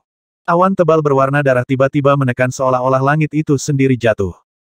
Niat membunuh yang akan menghancurkan jiwa seseorang melesat keluar dari awan. Di tengah kilatan cahaya merah berdarah, seekor elang raksasa yang tampak seperti terbentuk dari darah segar bergegas keluar dan menukik ke arah Lang Xie untuk membunuh. Pada saat yang sama, sosok kurus dan keriput diam-diam muncul di menara batu ini. Orang ini tampak berusia sekitar 60 hingga 70 tahun. Dia mengenakan jubah coklat abu-abu, dan tangan kirinya yang seperti cakar layu yang membawa pedang panjang yang terbuat dari tulang putih. Pedang tulang itu hanya selebar 3 jari tanpa sedikit pun kilau di atasnya. Itu tidak tampak menarik perhatian dengan cara apapun. Di Sijiu. Namun, saat Feng Rong melihatnya, dia langsung berteriak, hati-hati Lang Xie. Di Sijiu. Seru Lang Xie dengan sungguh-sungguh saat matanya berubah menjadi merah darah. Bau darah yang kuat dan menyengat sehingga memenuhi udara tiba-tiba menyebar dari tubuhnya. Bangkit. Lang Xie mengarahkan jarinya ke elang raksasa itu. Titik merah darah terbang keluar dari lengan bajunya. Itu langsung berubah menjadi tombak bernoda berdarah, dan saat tombak itu dilepaskan, suara siulan yang sangat menyedihkan tiba-tiba terdengar dari luar angkasa itu sendiri. Seolah-olah hantu jahat dan roh jahat yang tak terhitung jumlahnya menangis dan melolong liar dari kedalaman api penyucian neraka. Suara siulan ini semuanya berasal dari satu tombak darah. Pak, tombak darah menembus elang raksasa, dan di tengah bau darah yang menyebar, ia terus menusuk awan darah di langit. Lang Xie tidak lagi melihat ke atas kepalanya. Sebagai gantinya, dia menggigit jarinya dan meneteskan setetes darah segar di dadanya. Dari tetesan itu, cahaya berdarah bersinar seperti percikan yang perlahan membakar padang rumput. Beberapa detik kemudian, cahaya berdarah yang berkedip di dada Lang Xie telah memadat menjadi baju besi roh merah darah. Saat cahaya berdarah terus berkedip, armor roh mengeras di seluruh tubuhnya, menutupi dada, punggung, bahu, lengan, perut, dan pahanya. Dalam waktu yang sangat singkat, armor roh merah darah telah menutupi seluruh tubuhnya. Armor roh itu seperti cangkang kura-kura. Permukaannya bertuliskan pola yang ketat dan rumit namun halus. Polanya seperti banyak pembuluh darah, dan di pembuluh darah ini, garis darah segar mengalir. Hanya butuh pandangan sekilas bagi orang untuk mengetahui bahwa armor roh itu luar biasa. Itu membuat orang merasa bahwa bagian dalam armor roh harus dipenuhi dengan semacam sihir. Lang Xie, aku tidak bisa pergi hari ini. Tawa Yuan Tianya datang dari bawah tanah. Blood Spear adalah armor sekte persenjataan. Setelah tombak darah dihilangkan, sekte persenjataan akan langsung hancur. Pengrajin yang biasanya dibedakan akan langsung menjadi tawanan semua kekuatan dan dipenjarakan di kandang mereka, menempa artefak untuk kita. Kami sudah muak dengan temperamen menyebalkan para seniman itu. Yuan Tianya berjalan ke tempat terbuka sambil tertawa. Seperti wasiat, dia muncul di depan Feng Rong dan Yi Yuan. Dia bahkan tersenyum santai pada keduanya sebelum tiba-tiba pergi. Dia juga menuju Lang Xie. Blood Shadow, kamu hanya perlu menjebak instruktur Feng dari Blood Spear. Anda dapat menyerahkan Lang Xie kepada kami, perintah Yuan Tianya. Pada saat inilah pedang tulang yang digenggam di tangan penguasa menara-menara kegelapan, di Sijiu, tiba-tiba diayunkan ke arah Lang Xie. Seperti pelangi, pedang itu mengayun ke bawah, benar-benar tak terhentikan. Pak, setiap bangunan batu yang berada di depan jalur pedang tulang, masing-masing setinggi lebih dari 10 meter, tiba-tiba hancur dan runtuh. Di tengah batu yang meledak, ada sinar pedang putih menakutkan yang mengepul seperti naga bumi. Itu menabrak dan menghancurkan bangunan batu di jalannya, menghantam lurus ke arah Lang Xie. Sementara itu, di Sijiu, yang sedang mengayunkan pedangnya, tiba-tiba menghilang sementara sinar pedang putih yang menakutkan itu melesat maju dengan kekuatan yang tak terbendung. Anehnya, Yuan Tianya mengikuti tepat di belakang sinar pedang putih yang menakutkan, seperti keinginan sekali lagi di tengah-tengah langit serpihan batu. Dia juga menuju Lang Xie. Siapa kamu, bayangan darah? Feng Rong menuntut dengan dingin dengan ekspresi dingin, saya ingin tahu apakah saya harus memanggil Anda saudara muda, atau saudara senior. Mata jahat Blood Shadow yang seperti ular tiba-tiba bersinar dengan kelembutan yang aneh. Dia menatap Feng Rong dalam-dalam sebelum berkata, kamu harus memanggilku kakak senior. Aku tahu siapa kamu sekarang. Seluruh tubuh Feng Rong menjadi dingin sebelum dia berteriak dengan keras, mengapa kamu belum mati? Pembunuh utama, Lang Xie, belum mati, jadi bagaimana aku bisa mati duluan? Blood Shadow terkekeh aneh, kami semua dibesarkan dan diajar oleh guru kami sejak kami masih muda. Lang Xie tidak hanya melupakan kebaikannya, dia bahkan membunuhnya dengan kejam. Setelah diajar selama bertahun-tahun oleh guru, saya memiliki kewajiban untuk mendapatkan keadilan baginya. Tuan pantas mati, Feng Rong mendengus dingin. Kelembutan di mata Blood Shadow sebelumnya benar-benar menghilang begitu dia mendengar satu kalimat Feng Rong. Dia langsung berteriak kesal, kupu-kupu malam. Kamu juga pantas mati. Setelah selesai, bayangannya yang terbentuk di bawah sinar bulan bersinar tiba-tiba mulai menggeliat menakutkan, dan seolah-olah berubah menjadi iblis berwarna darah, tiba-tiba menukik ke Feng Rong dengan niat membunuh. Seni darah materialisasi. Terkejut, Feng Rong tiba-tiba melompat mundur dan bergegas keluar dari halaman. Bayangan berwarna darah kabur meluncur melewati, hampir sehelai rambut dari tubuh Yi Yuan, dan langsung menuju Feng Rong. Saat bayangan berwarna darah melewati Yi Yuan, aura haus darah dan kekerasan tampaknya telah meresap ke dalam tubuh Yi Yuan, menyebabkan dia bergidik tiba-tiba. Pikiran jahat dan niat membunuh di dalam hatinya tampaknya telah diaktifkan secara instan. Yi Yuan tanpa berkata-kata mengeluarkan payung besarnya, membukanya, dan tiba-tiba menuju Tang Siki dan Lian Rou. Blood Shadow masih tinggal di dalam halaman dan tidak mengejar Feng Rong. Dia tampak sangat percaya diri dengan bayangan yang dia keluarkan. Melihat Yi Yuan mendekat, Blood Shadow tiba-tiba berkata dengan menakutkan, orang-orang dari Purple Mist Sea menginginkanmu hidup, tetapi itu dengan asumsi bahwa kamu tetap patuh. Jika Anda berencana untuk bergabung dalam keributan, maka saya tidak akan memberikan wajah itu ke Laut Kabut Ungu. Saya tidak peduli dengan dendam Anda dengan tombak darah, dan saya tidak peduli bagaimana Anda akan membagi sekte persenjataan di antara Anda sendiri. Yi Yuan menatap Blood Shadow dengan nada tenang yang mengejutkan, saya hanya menginginkan wanita ini, untuk bertahan hidup. Dia menunjuk Lian Rou. Blood Shadow tiba-tiba mengerutkan kening dan berbalik untuk melihat Lian Rou. Setelah berpikir sejenak, dia bertanya, bukan wanita ini. Menunjuk Tang Siki. Yang aku inginkan adalah dia. Mata Yi Yuan menatap lurus ke arah Lian Rou. Dia tidak melirik Tang Siki. Blood Shadow jelas terkejut sesaat sebelum dia tertawa aneh dan mengangguk. Dia menjawab, kamu melepaskan gadis cantik dan sengaja memilih yang jelek. Menurut pendapat saya, Anda buta atau bodoh. Yi Yuan mengejek sekali dan hanya menatap Lian Rou. Gadis jelek itu tidak berharga bagiku, dan aku juga tidak tertarik padanya. Jika Anda menginginkannya, maka bawa dia dan pergi. Blood Shadow melambaikan tangannya. Dia jelas tidak memikirkan apapun tentang Lian Rou, dan dia juga tidak ingin membunuh Yi Yuan untuk Lian Rou yang sama sekali tidak berguna. Itulah mengapa dia dengan murah hati memberikan Lian Rou. Orang bisa mengatakan bahwa dia juga menjual beberapa wajah Purple Mist Sea. Mata beracunnya mengintai di sekitar tubuh menggerahkan Tang Siki. Dari waktu ke waktu dia akan tertawa. Jelas bahwa Tang Siki yang seksi dan menggoda adalah makanannya yang sebenarnya. Itu pada saat ini. Cahaya sedingin es muncul di dalam halaman. Setelah cahaya es memudar, Qin Lai, yang telah menghilang sebelumnya dengan cara yang aneh, sekali lagi muncul dengan cara yang sama. Eye of Frost bisa langsung menteleportasi Qin Lai daerah di bawah pegunungan Arktik, tapi setiap kali dia kembali, itu akan selalu berada di tempat yang sama dengan tempat dia berangkat. Itulah mengapa Qin Lai muncul di tempat dia pergi sebelumnya, tempat tepat di depan Yi Yuan dan Blood Shadow. Blood Shadow jelas terkejut. Dia bingung dengan menghilangnya tiba-tiba dan penampilan Qin Lai. Tapi itu hanya sesaat. Blood Shadow langsung mendapatkan kembali ketenangannya dan terkekeh, bocah, kamu ada di daftar yang harus dibunuh, jadi aku tidak akan membiarkanmu pergi seperti Yi Yuan. Blood Shadow dengan lembut bersiul dengan nada rendah. Awalnya ada banyak ular berwarna-warni yang tersebar di berbagai sudut halaman dan di bawah kaki Tang Siki dan Lian Rou.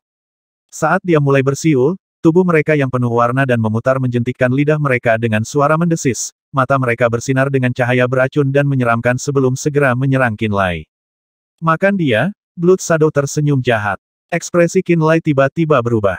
Dia tidak menyangka akan menghadapi adegan seperti itu ketika dia kembali lagi, dia juga tidak berpikir bahwa dia harus menghadapi Blood Shadow sendirian.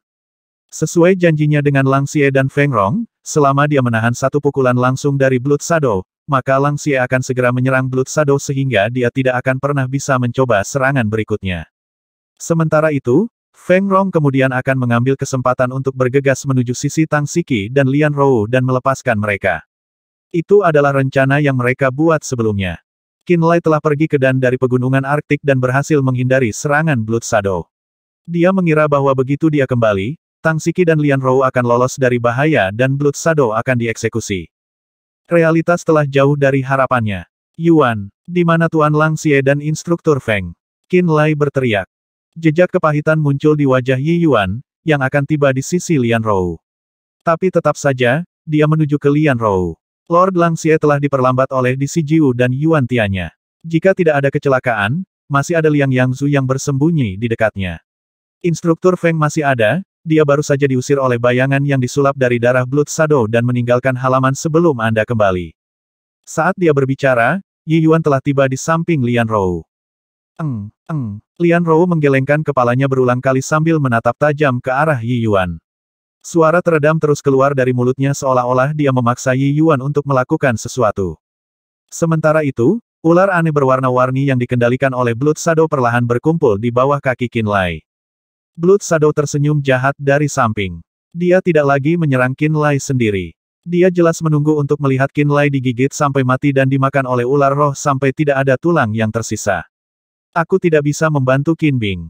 Yi Yuan menggelengkan kepalanya dengan getir dan menatap Tang Siki di sampingnya.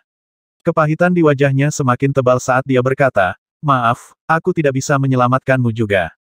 Kesedihan dan ketidakberdayaan muncul di mata Tang Siki. Ketika dia melihat Yi Yuan menatapnya, jari kelingking kirinya bergetar dan terus menunjuk ke jantungnya sendiri, mengirimkan semacam sinyal ke Yi Yuan. Ada permintaan di matanya. Kau ingin aku membunuhmu? Tubuh Yi Yuan bergetar.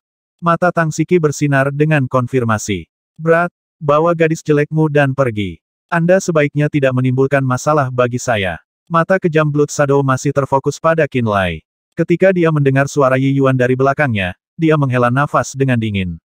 Permintaan di dalam mata Tang Siki semakin tebal. Lian Rou juga menatap tajam ke arah Yi Yuan. Yi Yuan hanya berdiri di sana sambil membeku. Dia tidak menyelamatkan Lian Rou, dia juga tidak bertindak sesuai dengan kata-kata Tang Siki dan membunuhnya. Dia mengerutkan kening dalam-dalam saat ekspresinya berubah sangat berat. Dia bimbang di antara dua pilihan sulit. Ular berwarna-warni dengan tangkas berkumpul. Mereka menjentikkan lidah mereka dan memperlihatkan taring tajam di mulut mereka. Dengan persepsi tajam Qinlai, dia merasakan bahwa setiap ular roh memiliki jumlah energi kehidupan yang luar biasa di dalamnya. Dia menebak bahwa ular roh yang mengelilinginya semuanya adalah ular roh peringkat 2. Yang memiliki pola indah pada mereka dan bahkan warna yang lebih cerah mungkin adalah peringkat 3. Binatang roh peringkat 3 setara dengan praktisi bela diri rilem manifestasi. Mereka jelas bukan sesuatu yang dia tangani sekarang.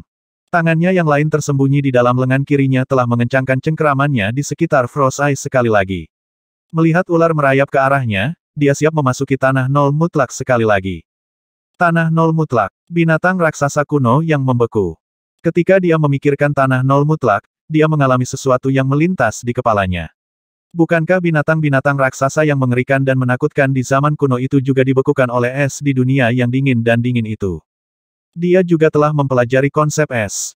Jika orang di masa lalu itu bisa membekukan binatang purba itu, lalu mengapa dia tidak bisa membekukan ular kecil ini? Ketika dia memikirkan hal ini, dia tiba-tiba duduk dan bahkan menutup matanya. Tangan kirinya masih memegang Eye of Frost. Kesadaran pikirannya tenggelam di tengah konsep es seolah-olah dia telah melangkah ke tempat terdingin di dunia. Dengan hati yang dingin, dia telah membawa hawa dingin paling ekstrim ke dunia di bawah kakinya. Sebuah konsep yang sangat dingin yang akan membekukan dunia dan membekukan setiap makhluk hidup di dunia secara bertahap menyebar dengan dia di tengah. Konsep es yang dimaksimalkan melepaskan rasa dinginnya yang sebenarnya, mencoba mengubah tanah ini menjadi es dan salju. Saat merasakan konsep es dan menyalurkan Frost Arts, Qinlai akan melepaskan semua energi es di dalam istana natalnya. Tangan kirinya mencengkeram Eye of Frost dengan erat. Saat dia memasuki konsep es, aura dingin beberapa puluh kali lebih dingin dari aura pribadinya menyembur keluar dari tubuhnya. Krak krak krak krak. Banyak ular kecil berwarna-warni yang memutar tubuh mereka tiba-tiba menjadi kaku. Es kristal dan berkilau terbentuk dengan cepat hanya dalam hitungan detik dan langsung membekukan ular-ular kecil itu, mengubahnya menjadi patung es kecil yang indah. Sepintas, semua ular kecil itu seperti pernak-pernik kecil yang membeku di dalam batu giok es. Tidak ada satupun dari ular roh peringkat 2 yang bisa menolaknya. Pada saat mereka merasakan konsep es menyebar ke arah mereka, tubuh mereka sudah membeku. Ular roh peringkat 3 di sisi lain berhasil menyadari bahaya aura es itu tepat waktu sebelum menyelimuti mereka dan berbalik untuk melarikan diri dari daerah sekitar Qinlai. Namun, tubuh mereka yang merayap jelas tumbuh lebih lambat dan lebih lambat sampai es secara bertahap muncul di tubuh mereka. Hanya selusin detik kemudian, mereka juga membeku. Qinlai membuka matanya. Keduanya benar-benar putih tanpa sedikit pun emosi di dalamnya, benar-benar dingin dan menakutkan. Semua ular roh yang bisa dilihat telah dibekukan menjadi patung es dalam berbagai pose. Konsep embun beku di tubuhnya telah menyebar dan menyebabkan halaman ini terasa seperti di musim dingin yang paling dingin sejak awal waktu. Ada lapisan es di bawah atap, dan bagian atas atap tertutup lapisan es tebal. Tanah batu di bawah kaki mereka juga telah tertutup. Menggigil-menggigil, Yi Yuan telah menyusut di bawah payung besarnya dan seluruh tubuhnya gemetar. Giginya bergemeletup dan wajahnya sedikit pucat. Dia mungkin sedikit lebih jauh dari Qinlai, tetapi di bawah cakupan konsep es yang mengerikan ini, dia juga merasa tidak nyaman di mana-mana. Hanya dengan menggunakan payung besar dia bisa menjaga konsep es agar tidak terlalu mempengaruhi dirinya. Tubuh Tang Siki dan Lian Rou jelas tertutup lapisan es, dan rambut panjang mereka juga membeku. Dari peristiwa ini, kejutan muncul di mata mereka. Mata di bawah topeng mengerikan Blood Shadow melepaskan warna yang ganas dan brutal. Dia jelas tidak terlalu terpengaruh olehnya. Melihat bahwa ular roh telah dibekukan, dia mengerutkan kening dan berkata dengan muram, "Kamu benar-benar jenius yang telah mempelajari sebuah konsep. Konsep adalah sesuatu yang bahkan aku tidak memiliki bakat untuk mempelajarinya, namun bocah pembuka Natal sepertimu benar-benar berhasil mempelajarinya." Betapa malangnya. Saat Blood Shadow mendekati Qinlai, aura berdarah tebal menyembur ke arah Qinlai. Mata Qinlai terganggu, dan pikirannya sedikit bergetar. Melihat Blood Shadow berjalan ke arahnya, dia merasa bahwa dia sedang menghadapi lautan darah yang tak berujung dan membanjiri dirinya. Ini adalah naluri yang datang langsung dari jiwanya. Itu juga serangan mental yang dibentuk oleh aura berdarah di Blood Shadow. Itu bisa menyerang langsung ke kedalaman jiwanya. Prak prak prak. Blood Shadow berjalan ke arahnya, selangkah demi selangkah, dan es pada ular roh yang membeku meledak sekaligus. Ular-ular kecil itu segera mendapatkan kembali kebebasannya. Mencengkeram Eye of Frost, lapisan es tipis terbentuk di tubuh Qinlai. Konsep es yang dia keluarkan ke sekelilingnya begitu mengerikan sehingga bahkan udara itu sendiri secara bertahap berhenti. Tetapi tingkat kekuatan ini tampaknya jauh dari cukup untuk melawan Blood Shadow. Di alam Nether Passage, Blood Shadow adalah ahli kedudukan tertinggi bahkan di antara pasukan besi hitam di sekitarnya. Dia adalah seseorang yang bisa dianggap setara dengan Jiu Liuyu dan Yuan Tianya. Karakter semacam ini jelas bukan seseorang yang bisa dia hadapi saat ini. Matanya sedingin biasanya, tapi pikirannya berputar cepat mencari cara untuk menghadapi Blood Shadow. Gumpalan kesadaran pikiran juga telah menyelinap ke cincin spasial dan mencari terus-menerus. Tiba-tiba, sebuah bola logam jatuh ke mata pikirannya. Sebuah ide melintas di benaknya saat matanya memancarkan cahaya aneh. Bom mendalam Terminator. Dia masih memiliki satu bom mendalam Terminator yang tersisa. Itu adalah bom mendalam Terminator yang diberikan Limu kepadanya dengan daftar terperinci dan dia telah memalsukan dengan tangannya sendiri. Dia mencoba mengaktifkan bom mendalam Terminator di dalam cincin spasial. Ruram. Saat gumpalan kesadaran pikirannya memindahkannya ke dalam cincin spasial, gemuruh tumpul datang dari dalam bom mendalam Terminator. Cahaya di mata Qinlai semakin terang. Bakatmu luar biasa. Jika kami mengizinkan Anda untuk terus berkultivasi seperti ini, Anda pasti akan menjadi Mohai yang lain di masa depan. Mungkin Anda bahkan bisa menjadi Lang Xie yang lain. Blood Shadow bergerak mendekat dengan seluruh tubuhnya mendidih dengan aura kental berdarah yang menghancurkan semua es di sepanjang jalan dan membebaskan ular rohnya. Bibrida Mohai dan Lang Xie benar-benar dapat memimpin sekte persenjataan menuju kejayaan dan mengubah sekte persenjataan menjadi kekuatan tembaga ketiga di benua Scarlet Tide. Pupil Blood Shadow seperti bulan sabit berdarah. Awan darah menggeliat di atas kepalanya. Ini adalah sesuatu yang tidak ingin dilihat siapapun. Itulah mengapa Anda ada dalam daftar wajib membunuh kami dan mengapa saya akan membunuh Anda. Ketika dia selesai mengucapkan kata-kata itu, Blood Shadow telah tiba dalam jarak 7 meter di depan Qinlai. Awan darah di kepalanya sangat tebal, dan aura darah di tubuhnya menyembur keluar. Blood Shadow sendiri tampaknya telah berubah menjadi sambaran cahaya berdarah yang menembak lurus ke arah Qinlai. Aura Qinlai tiba-tiba berubah. Rasa dingin yang dingin di matanya tiba-tiba berubah menjadi ganas dan gila. Dia tiba-tiba mengangkat tangannya saat bom mendalam Terminator tiba-tiba melintas ke telapak tangannya. Meledak. Dia membuang bom mendalam Terminator dan mundur dengan cepat. Dia dievakuasi dengan kecepatan tinggi ke arah dia datang dari luar halaman. Blood Shadow menyaksikan bola logam yang bergulir dengan jijik di matanya. Dia benar-benar mengulurkan tangan untuk meraihnya. Trik murah. Boom! Gemuruh-gemuruh keras yang akan menghancurkan dunia, diikuti oleh banyak garis tebal dan panjang petir tiba-tiba meledak dari dada Blood Shadow. Dengan itu, jeritan yang begitu mengerikan hingga akan melukai gendang telinga seseorang menembus langit hitam itu. Dada Blood Shadow meremas di dalam. Hampir setiap tulang di tubuhnya hancur seketika. Bahkan ada banyak dari mereka yang menonjol keluar dari dagingnya. Penampilan itu sangat mengerikan untuk dilihat. Seolah-olah dia telah dicabik-cabik oleh iblis dan monster. Seluruh tubuhnya dipenuhi dengan tulang yang patah, dan tulang-tulang ini semuanya berasal dari tubuhnya sendiri. Blood Shadow telah meremehkan kekuatan mengerikan dari Terminator Profound Bomb. Setelah bom mendalam Terminator meledak, tidak hanya gelombang kejut super kuat yang langsung memberikan pukulan pedih pada Blood Shadow, itu juga menghancurkan tanah beku di sekitar mereka. Tanah es yang membeku, es yang tebal, ular roh yang telah berubah menjadi kristal es, semuanya berubah menjadi serpihan es setelah ledakan. Sebuah lubang besar di tanah, sedalam beberapa meter, terbentuk dengan paksa di tengah halaman. Itu seperti mulut menganga dari binatang raksasa. Krak krak krak. Sementara bumi berguncang, es yang pecah di atas kepala Tang Siki dan Liang Rou jatuh seperti hujan es dari pepohonan.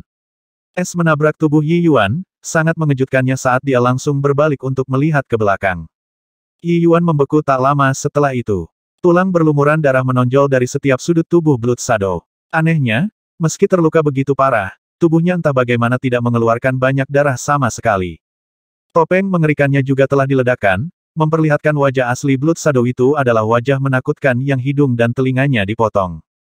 Yuan, ambil kakak senior Tang dan tinggalkan tempat ini. Suara dingin sedingin es Qin Lai tiba-tiba datang dari bawah tanah.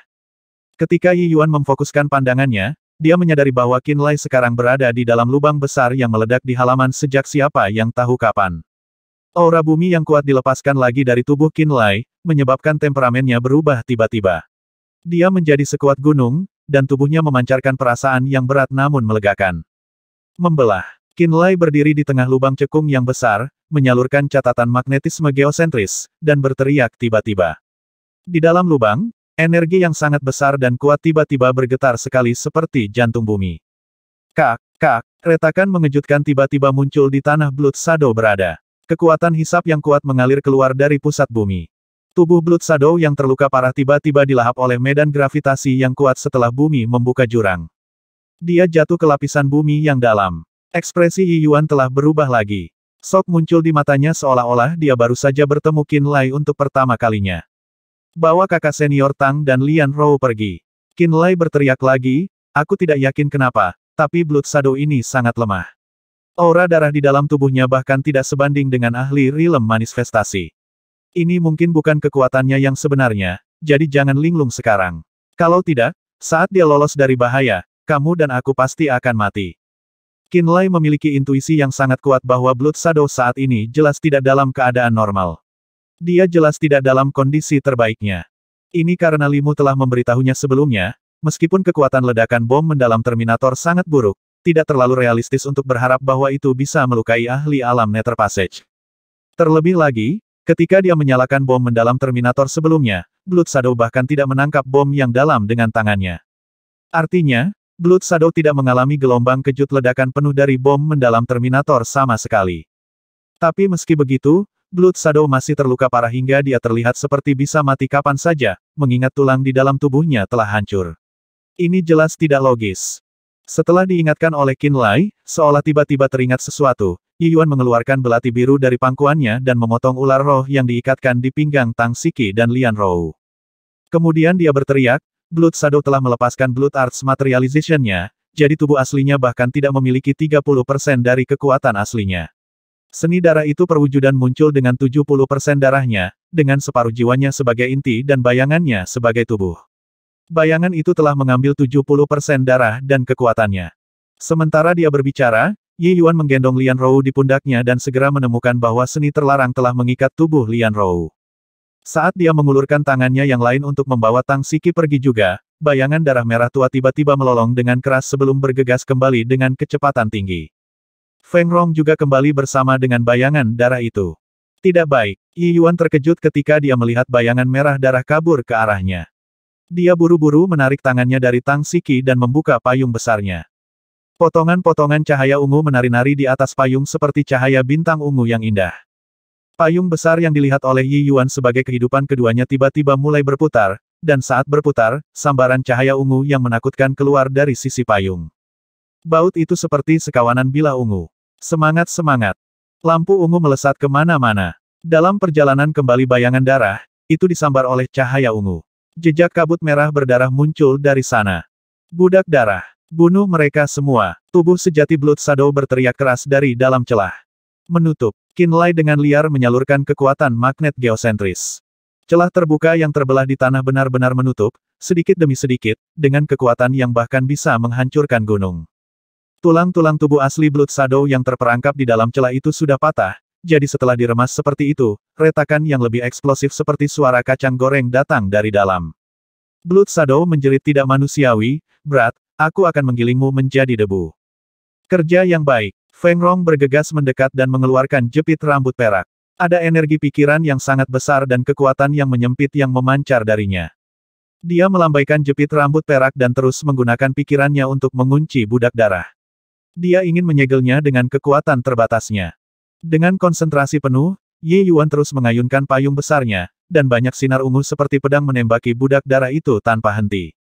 Di bawah serangan cahaya ungu, budak darah mengepul dengan gumpalan asap darah sementara menghindari dipenjara oleh Feng Rong. Itu jelas terbang ke arah Yi Yuan, tetapi karena Qin Lai telah menggunakan kekuatan bumi untuk menghancurkan tubuh asli Blood Shadow, sepertinya itu juga sangat terpengaruh. Itu akhirnya berubah menjadi gumpalan cahaya berdarah yang bergetar terus-menerus di udara. Kembali dengan Blood Escape. Melihat budak darah itu tidak bisa kembali setelah beberapa saat, Blood Shadow berteriak lagi. Splur. Saat dia berteriak, budak darah itu meledak menjadi 7 garis cahaya berdarah dan jatuh ke celah bawah tanah dari arah yang berbeda. Masing-masing menghilang menuju tubuh sejati Blood Shadow. Setiap kali salah satu cahaya memasuki tubuhnya, kesadarannya yang sekarat akan pulih. Ketika ketujuh cahaya berdarah telah bergabung ke dalam tubuh aslinya, semua tulang yang menonjol di tubuh Blood Shadow benar-benar ditarik kembali ke dalam dagingnya dengan paksa. Matanya yang lemah itu juga mendapatkan kembali sinarnya yang menakutkan dan berdarah. Seolah-olah kekuatannya telah sepenuhnya kembali. Aku akan membunuh kalian semua. Blood Shadow melolong marah ke langit sebelum berubah menjadi asap merah tua dan terbang keluar dari celah. Sebuah bola kekuatan menakutkan yang setebal darah tiba-tiba menekan dari langit dan menutupi seluruh halaman. Aku ingin melihat siapa yang akan mati lebih dulu. Feng Rong tertawa dingin, apakah kamu benar-benar berpikir kamu bisa mengalahkanku setelah menarik budak darahmu dan melawanku dengan tubuh aslimu? Feng Rong menggigit jarinya dan menekan setetes darah segar di antara alisnya. Kemudian, dia perlahan mengeluarkan pisau darah seukuran telapak tangan dari antara alisnya. Saat pisau darah keluar, aura Feng Rong tiba-tiba berubah saat tubuhnya benar-benar mengeluarkan bau darah yang lebih kental daripada Blood Shadow. Feng Rong mengeluarkan pisau darah seukuran telapak tangan dari antara alisnya dan meraihnya. Seni darah belenggu jiwa. Feng Rong mengayunkan pisaunya saat pisau itu mengeluarkan garis-garis merah. Garis-garis darah berpotongan di udara untuk membentuk jaring berdarah. Jiwa yang membelenggu, kesadaran pikiran yang menahan aura berdarah dilepaskan dari jaring berdarah. Menutupi. Feng Rong menunjuk ke Blood Shadow. Jaring berwarna darah jatuh di Blood Shadow, mencoba memakukan jiwanya dan membatasi kesadarannya. Baik Qin Lai dan Yi Yuan merasakan jiwa mereka menegang saat pikiran di penjara di dalam sangkar melahirkan teror di dalam hati mereka tepat setelah jaring terbentuk.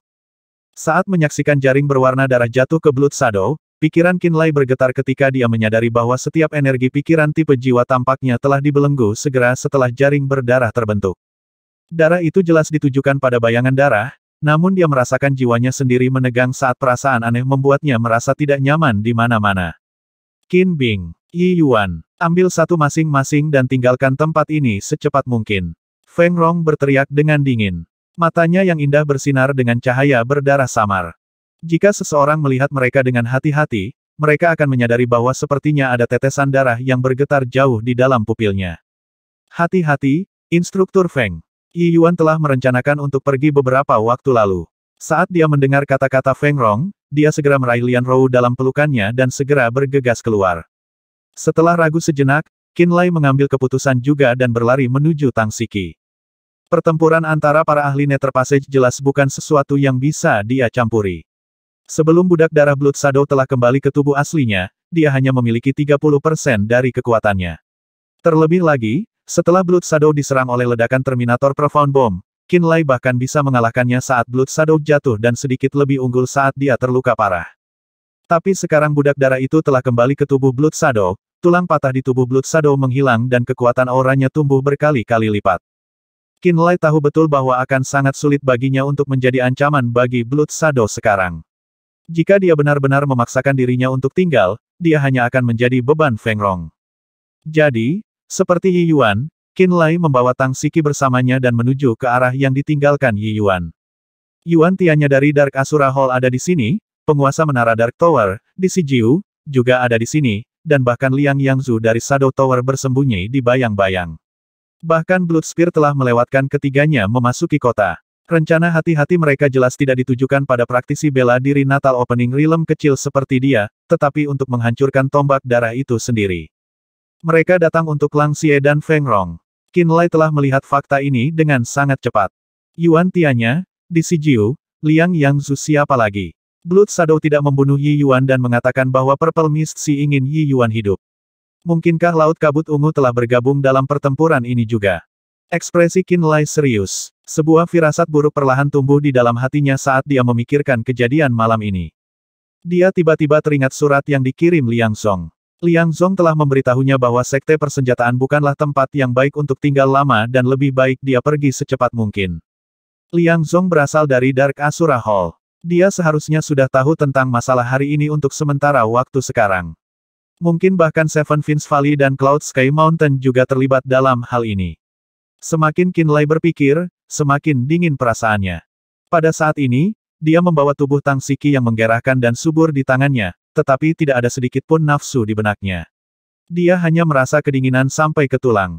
Jika 5 kekuatan besar telah bergandengan tangan untuk menyerang sekte persenjataan, lalu kemana saya harus pergi? Qin Lai bingung. Qin Bing. Di gang, Ye Yuan berseru dengan ekspresi serius sambil berdiri dan memegang Lian Rou. Qin Lai berjalan sambil memegang Tang Siki. Mendengarkan, kata Ye Yuan. Qin Lai memusatkan pikirannya, menyalurkan catatan magnetisme geosentris dan, dengan jiwanya menyelidiki fluktuasi di tanah, mendengarkan sekeliling. Dia mendengar tangisan pertempuran, langkah kaki para praktisi bela diri yang berantakan, suara pertempuran yang intens. Ada bangunan batu di jalan ini. Mari kita naik dan melihat-lihat. Yi Yuan sepertinya telah meramalkan sesuatu dan, setelah menghela nafas, memimpin jalan ke atas gedung batu. Qin Lai mengikuti tepat setelahnya. Pada saat ini, keduanya telah meninggalkan distrik terpencil di mana Shadow Tower berada. Mereka juga tidak bisa mendengar suara pertempuran Feng Rong dan Blood Shadow, apalagi kondisi Lang Xie saat ini. Lokasi mereka sekarang juga bisa dianggap agak terpencil. Itu masih jauh dari area kota yang ramai. Sambil menggendong seorang wanita masing-masing, mereka memanjat gedung batu tertinggi dan melihat ke kejauhan dari atas. Mereka bisa melihat banyak rumah terbakar dan banyak praktisi bela diri lewat dengan cepat di distrik-distrik yang ramai dan jauh. Mereka bukan dari sekte persenjataan. Yi Yuan menghela nafas pelan.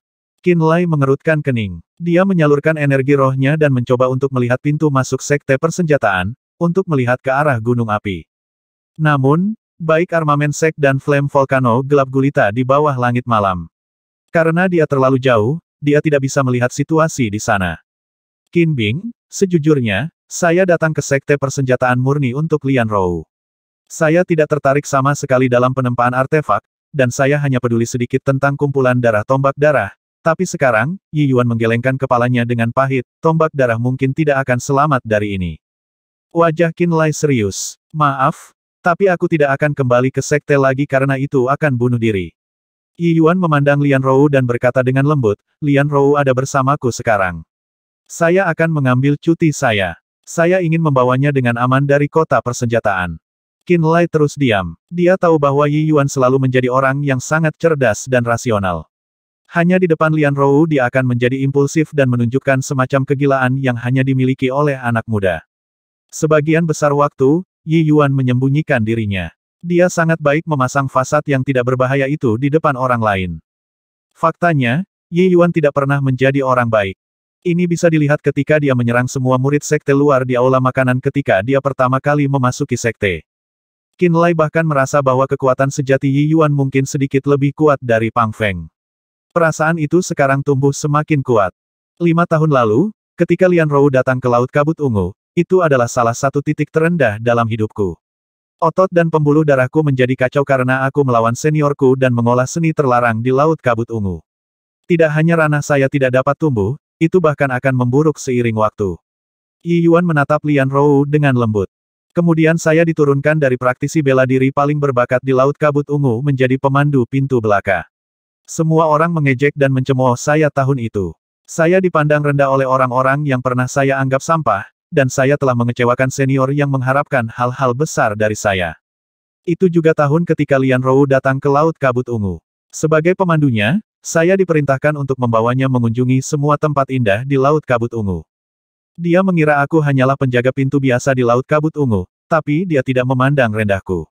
Ketika saya mengajaknya mengunjungi tempat-tempat indah itu, saya merasakan ketenangan dari kebahagiaannya. Dan ketenangan itu adalah hal yang tepat untuk meredakan frustrasi dan kekhawatiran di hati saya dan membantu saya mengembangkan seni terlarang itu dengan sukses pada akhirnya. Saya bertemu dengannya selama titik terendah dalam hidup saya di mana ketenangannya menenangkan hati saya. Itu sebabnya saya datang dari Laut Kabut Ungu. Aku datang untuk membawanya bersamaku untuk meninggalkan sekte persenjataan hidup-hidup. Yi Yuan menatap Qin Lai. Qin Lai mengerutkan kening. Kenapa kau memberitahuku ini? Apakah ini cara spesialmu untuk mengucapkan selamat tinggal? Ekspresi Yi Yuan sedikit rumit. Setelah beberapa saat ragu, dia mengungkapkan, sebenarnya, sebelum saya datang dari Laut Kabut Ungu, saya sudah tahu bahwa sekte persenjataan akan menghadapi bahaya ini. Faktanya adalah, Saya telah memberitahu Anda tentang ini dan membawa Anda ke Lang Xie dan Feng Rong karena saya berharap Anda dapat membawa Lang Xie dan Feng Rong untuk bertemu dengan Blood Shadow bersama-sama. Dia berhenti sejenak pada saat ini, dan di bawah tatapan dingin Qin Lai, dia akhirnya melanjutkan, inilah yang diinginkan oleh Laut Kabut Ungu dari awal. Ekspresi Qin Lai sangat berubah. Kejutan juga muncul di mata Tang Siki dan Lian Rou, yang energi roh tubuhnya dibelenggu. Seolah-olah mereka tidak percaya identitas Yi Yuan adalah kompleks ini. Laut Kabut Ungu ingin saya melakukan ini, tetapi mereka tidak memerintahkan saya. Tapi saya tahu pikiran mereka. Yi Yuan menarik napas dalam-dalam dan menjelaskan, saya tahu bahwa jika saya melakukannya, maka Laut Kabut Ungu akan mencari mereka dan bernegosiasi dengan mereka untuk melindungi hidup Lian Rou. Faktanya adalah penilaian saya tidak salah.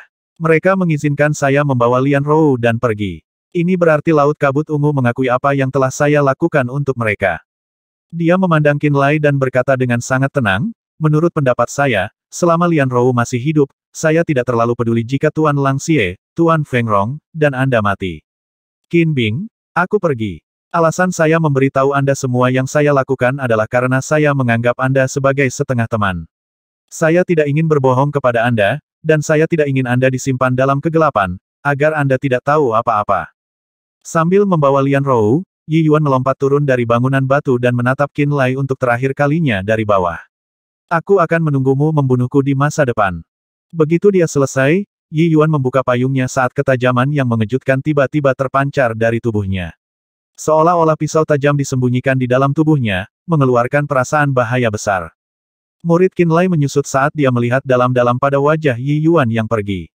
Dia berkata dengan acuh tak acuh, jadi ini adalah kekuatanmu yang sebenarnya.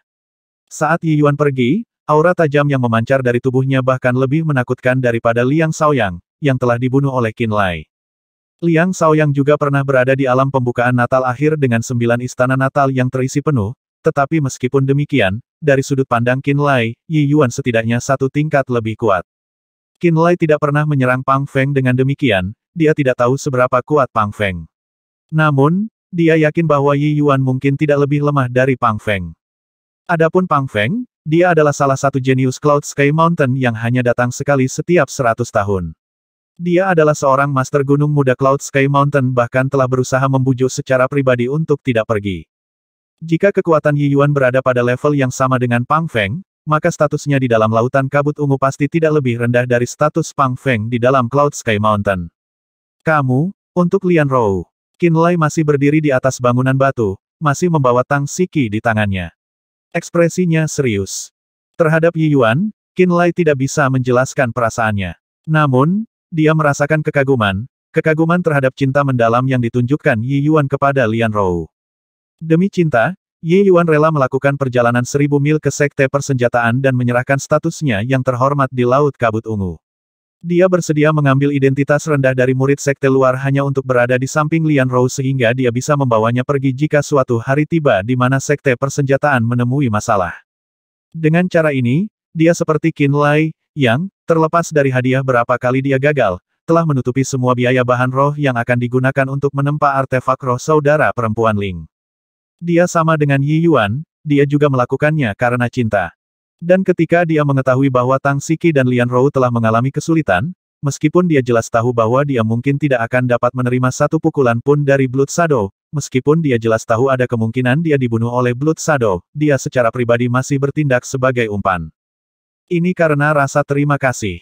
Itu karena kebaikan yang ditunjukkan Tang Siki dan Lian Rou kepadanya. Lian Rou telah menyembuhkannya dari racun Eclipse Insect dan menyelamatkan hidupnya.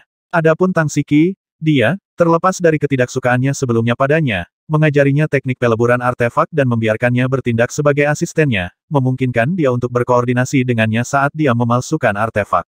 Dari sini dia bisa belajar beberapa trik peleburan darinya. Memikirkannya dari sudut pandang Yi Yuan, Qin Lai sangat mengagumi cinta mendalam Yi Yuan terhadap Lian Rou. Namun, dia juga merasa sangat marah. Dia marah pada Yi Yuan karena mengkhianatinya dengan kejam, Lang Xie, dan Feng Rong demi Lian Rou. Dalam hal ini, Yi Yuan telah bertentangan dengan garis bawah Qin Lai. Demi Lian Rou, Yi Yuan tidak takut mati. Dia rela menjadi gila, membunuh orang atas namanya. Namun, Yi Yuan seharusnya tidak meninggalkan orang-orang di sampingnya sebagai harga untuk menyelamatkan Lian Rou. Jika Yi Yuan telah menjelaskan kepadanya sebelumnya, mungkin Qin Lai akan dapat menerimanya dan bahkan bersedia untuk bekerja sama. Namun, Yi Yuan telah menipu mereka. Dia telah mempermainkannya untuk orang bodoh, dan itu menyebabkan Qin Lai tidak dapat menerimanya. Dia juga tidak bisa memaafkannya. Yi Yuan, kita pasti akan bertemu lagi, dan ketika kita bertemu, aku akan melihat apa kekuatanmu yang sebenarnya dan seberapa kuat dirimu. Pikir Qin Lai dengan dingin. Dia menundukkan kepalanya dan melirik Tang Siki, dan segera setelah dia melakukannya, dia menemukan bahwa kilau bersinar terpancar dari matanya yang indah, seolah-olah dia memiliki banyak hal untuk dikatakan. Menjangkau, Qin Lai melepas bungkusan kain di dalam mulut Tang Siki. Kemudian, dia menyipitkan alisnya, menunggunya berbicara. Bibir Tang Siki yang penuh, berkilau, dan harum bergerak seolah ingin mengatakan sesuatu, tetapi tidak ada suara yang keluar. Qin Lai membeku, lalu segera mengulurkan tangan dan menyentuh meridian yang sangat tipis di leher Tang Siki. Menggunakan energi rohnya, dia merasakannya. Beberapa detik kemudian, ekspresinya tanpa sadar menjadi serius. Stagnasi darah di dalam tubuhmu sangat hebat.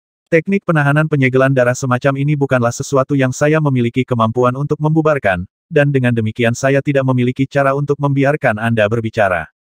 Mata Tang Siki dengan cepat bergerak saat dia menatap Qin Lai, sepertinya mencoba menyampaikan maksudnya melalui matanya saja.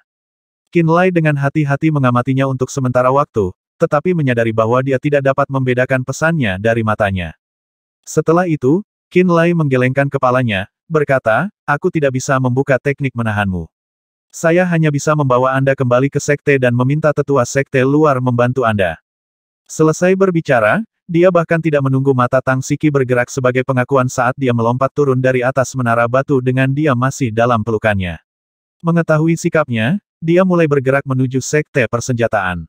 Berjalan keluar dari gang terpencil, Qin Lai tiba di pintu masuk ke jalan yang sebelumnya ramai. Setelah mengintip keluar, ekspresinya sedikit berubah. Malam ini, di atas jalan ini yang mungkin ramai di siang hari, cahaya api terus-menerus berkelap-kelip di antara gedung-gedung tinggi di kedua sisi saat suara pertempuran bergema. Di pintu keluar jalan ini, yang merupakan jalan tercepat menuju sekte persenjataan, 3 orang dengan tenang berdiri di bawah gedung yang terbakar. Itu adalah Pang Feng, Pang Xixi, dan pemilik Heart of the Great Earth, Wu Tuo. Ketiganya berdiri di bawah sinar gedung yang terbakar, seolah-olah mereka sedang menunggu sesuatu. Api berkedip, menerangi Pang Feng. Di atas wajahnya, terlihat lipatan-lipatan yang dalam dan tampak kokoh. Tubuhnya seperti batu, memancarkan aura yang tak tergoyahkan. Ketika Qin Lai muncul memegang Tang Siki, Pang Feng mengangkat kepalanya, kedua matanya yang dalam tiba-tiba mendarat di Qin Lai. Qin Lai tiba-tiba merasa bahunya tenggelam. Dia merasa seolah-olah Tang Siki tiba-tiba menjadi beberapa kali lebih berat dan sedikit lebih sulit untuk dibawa. Pang Feng, aku telah menemukan orang itu untukmu. Jangan lupakan janji kita. Fatih Wu Tuo tertawa kecil sambil dengan santai menepuk bahu Pang Feng dan berkata, aku masih memiliki urusan lain untuk diselesaikan dan akan pergi duluan. Ingat apa yang saya katakan sebelumnya. Wu Tuo terkekeh pada Qin Lai dan Tang Siki saat dia mengangguk dan dengan tenang pergi. Begitu Wu Tuo bergerak, beberapa bayangan tiba-tiba muncul dari dalam gedung-gedung yang terbakar di kedua sisi jalan. Bayangan-bayangan itu semuanya adalah penjaga toko, Heart of the Great Earth, dan adalah praktisi yang dikirim oleh Cloud Sky Mountain untuk berada di Armament City. Sebagian dari mereka mengikuti Wu Tuo ke kejauhan. Bagian lain mengacungkan artefak roh mereka saat mereka terus membantai para praktisi yang berada di dalam gedung di kedua sisi jalan. Menyembur, sebuah lembing dilempar keluar oleh seseorang, memakukan seorang praktisi yang berlari keluar dari gedung yang terbakar di dekat dinding batu. Qin Lai memusatkan pikirannya dan mengamati. Dia menemukan bahwa orang yang baru saja dipukul oleh petugas, Heart of the Great Earth, adalah seseorang yang dia temui sebelumnya di sekte persenjataan. Itu adalah delegasi asing sekte luar yang telah mengunjungi sekte tersebut bersama Han Qingrui. Pada saat itu, orang ini sedang berjalan bersama dengan Han Qingrui dan berbicara dengannya. Penemuan ini menyebabkan Qin Lai segera menyadari tipe orang seperti apa yang memimpin di dalam gedung-gedung ini. Mereka semua adalah delegasi asing sekte luar. Dia juga segera mengerti mengapa Wu Tuo akan membawa praktisi Cloud Sky Mountain ke sini dan apa yang sebenarnya terjadi. Apakah Han Qingrui ada di sini? Ekspresi Qin Lai tiba-tiba menjadi sangat dingin. Di atas jalan yang terbakar, seseorang tiba-tiba berteriak dengan keras. Han Tua ada di jalan persimpangan, orang yang telah dipaku ke dinding batu dengan tegas menatap Qin Lai. Dia mengucapkan satu kalimat ini, lalu mengembuskan napas terakhirnya. Apakah semuanya sudah dirapikan? Ya, semuanya bersih. Kalau begitu ayo kita pergi. Suara beberapa kata sederhana terpancar dari gedung-gedung di dekatnya. Sangat cepat, banyak sosok manusia keluar. Orang-orang ini baru saja muncul semua dengan hormat memberi hormat kepada Pang Feng dan Pang Xixi.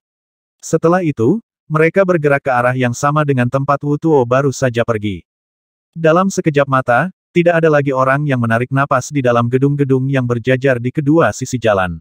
Di bawah bangunan yang terbakar, Pang Feng berdiri seperti gunung. Saudara muda Qin, tinggalkan kakak senior Tang di sini dan melarikan diri. Ekspresi ketidakberdayaan muncul di wajah kecil Pang Xixi. Karena menara bayangan gelap, aula asura gelap, gunung langit awan, dan laut kabut ungu semuanya telah pindah, sekte persenjataan pasti sudah selesai.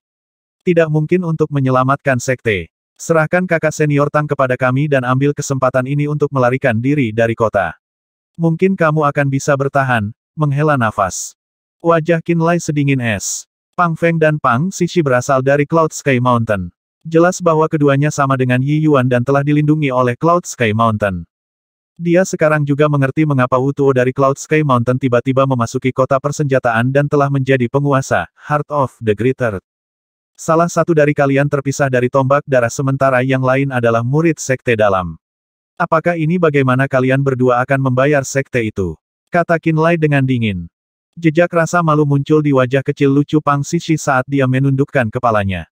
Dia tidak berani menatap mata Qin Lai saat dia menjawab dengan lemah, kami tidak punya pilihan lain. Apa yang terjadi jika aku tidak menyerahkan kakak senior Tang? Seru Qin Lai dengan dingin. Tubuh Pang Feng yang diam tiba-tiba keluar dari bawah rumah yang terbakar. Mempersempit alisnya, dia berkata, Xixi, cari Wu Tuo. Serahkan masalah ini padaku. Jangan, saudara muda Qin juga salah satu orang sekte itu. Dia bahkan mungkin harapan masa depan sekte tersebut. Pang Xixi dengan cemas memohon, sekte ini telah memelihara kami selama bertahun-tahun dan saya tidak ingin melihatnya menghilang begitu saja. Tolong, tinggalkan hanya nyala api yang berkedip-kedip sebagai harapan untuk sekte. Kakak, aku mohon. Selama dia mau meletakkan orang yang dia pegang, dia bisa pergi, kata Pang Feng rendah. Saudara muda Qin, turunkan kakak senior Tang. Saya mohon padamu. Pinta Pang Xixi dengan gugup. Sekte persenjataan sudah selesai, aku mengatakan yang sebenarnya. Anda dan kakak senior Tang keduanya ada dalam daftar eksekusi. Jika Anda membawanya bersama Anda, kematian adalah semua yang menanti Anda. Wu Tuo berjanji pada saudara laki-laki saya bahwa selama saudara laki-laki saya mau kembali ke Gunung Cloud Sky, dia akan melindungi kehidupan kakak senior Tang. Jika Anda meninggalkan kakak senior Tang bersama kami, dia akan hidup, tetapi jika Anda bersikeras membawanya pergi, dia dan Anda berdua akan berjalan di atas jalan keputusasaan. Saya sangat ingin tahu mengapa Anda sangat menginginkan kakak senior Tang. Setelah mendengar kata-kata Pang Xixi dan melihat ekspresinya, Qin Lai tiba-tiba mulai ragu. Dia saat ini percaya bahwa kata-kata Pang Xixi tidak salah. Karena dia dan Tang Xixi sama-sama ada dalam daftar eksekusi, tidak peduli bagaimana dia melarikan diri bersamanya, dia mungkin tidak dapat menyelamatkan hidupnya. Namun, jika kata-kata Pang Xixi benar, dan kedua saudara kandung itu dapat membiarkan Tang Xixi berjalan di jalan kehidupan, haruskah dia benar-benar memberikannya? Dia butuh alasan. Kakakku mencintai kakak senior Tang. Dia selalu mencintainya. Dia sudah mencintainya selama bertahun-tahun, tapi hanya aku yang tahu. Teriak Pang Xixi. Qin Lai tercengang. Mata Tang Xixi, yang disegel oleh teknik pengekangan, setelah mendengar kata-kata ini, tiba-tiba menjadi berantakan. Jelas, hatinya juga dalam kekacauan. Setelah mendengar Pang Xixi mengucapkan kata-kata itu, jejak rasa malu yang tampaknya tidak pada tempatnya muncul di wajah tangguh Pang Feng, yang telah setenang dan teguh seperti batu sepanjang waktu. Qin Lai segera tahu bahwa Pang Xixi tidak mengatakan omong kosong. Pang Feng memang memiliki cinta tak berbalas untuk Tang Xixi, dan sepertinya itu memang sudah berlangsung cukup lama. Qin Lai tidak pernah menyangka bahwa seorang pria yang biasanya berbicara begitu sedikit akan memiliki perasaan mendalam yang sama dengan Yi Yuan. Qin Lai menjadi semakin ragu-ragu. Apakah saya meninggalkannya atau tidak, bukan saya yang memutuskan. Mari kita lihat apa yang diinginkan kakak senior Tang sendiri, kata Qin Lai setelah berpikir sejenak. Dia menatap mata Tang Xixi dan berkata, jika kamu ingin pergi dengan Pang Feng dan Pang Xixi, berkediplah 3 kali dan aku akan melepaskanmu. Jika Anda ingin melarikan diri dengan saya, jangan berkedip. Namun, Izinkan saya mengatakan sebelumnya bahwa jika Anda memilih untuk melarikan diri bersama saya tidak dapat berjanji bahwa kita akan berhasil keluar hidup-hidup. Sementara itu, jika Anda memilih Pang Feng, Anda pasti akan hidup pilihan ada di tangan Anda. Setelah kata-kata ini, Pang Feng dan Pang Xixi tiba-tiba menjadi tegang saat mereka berkonsentrasi mengamati Tang Siki. Mereka semua menatap sepasang mata yang sangat indah dan menawan. 190.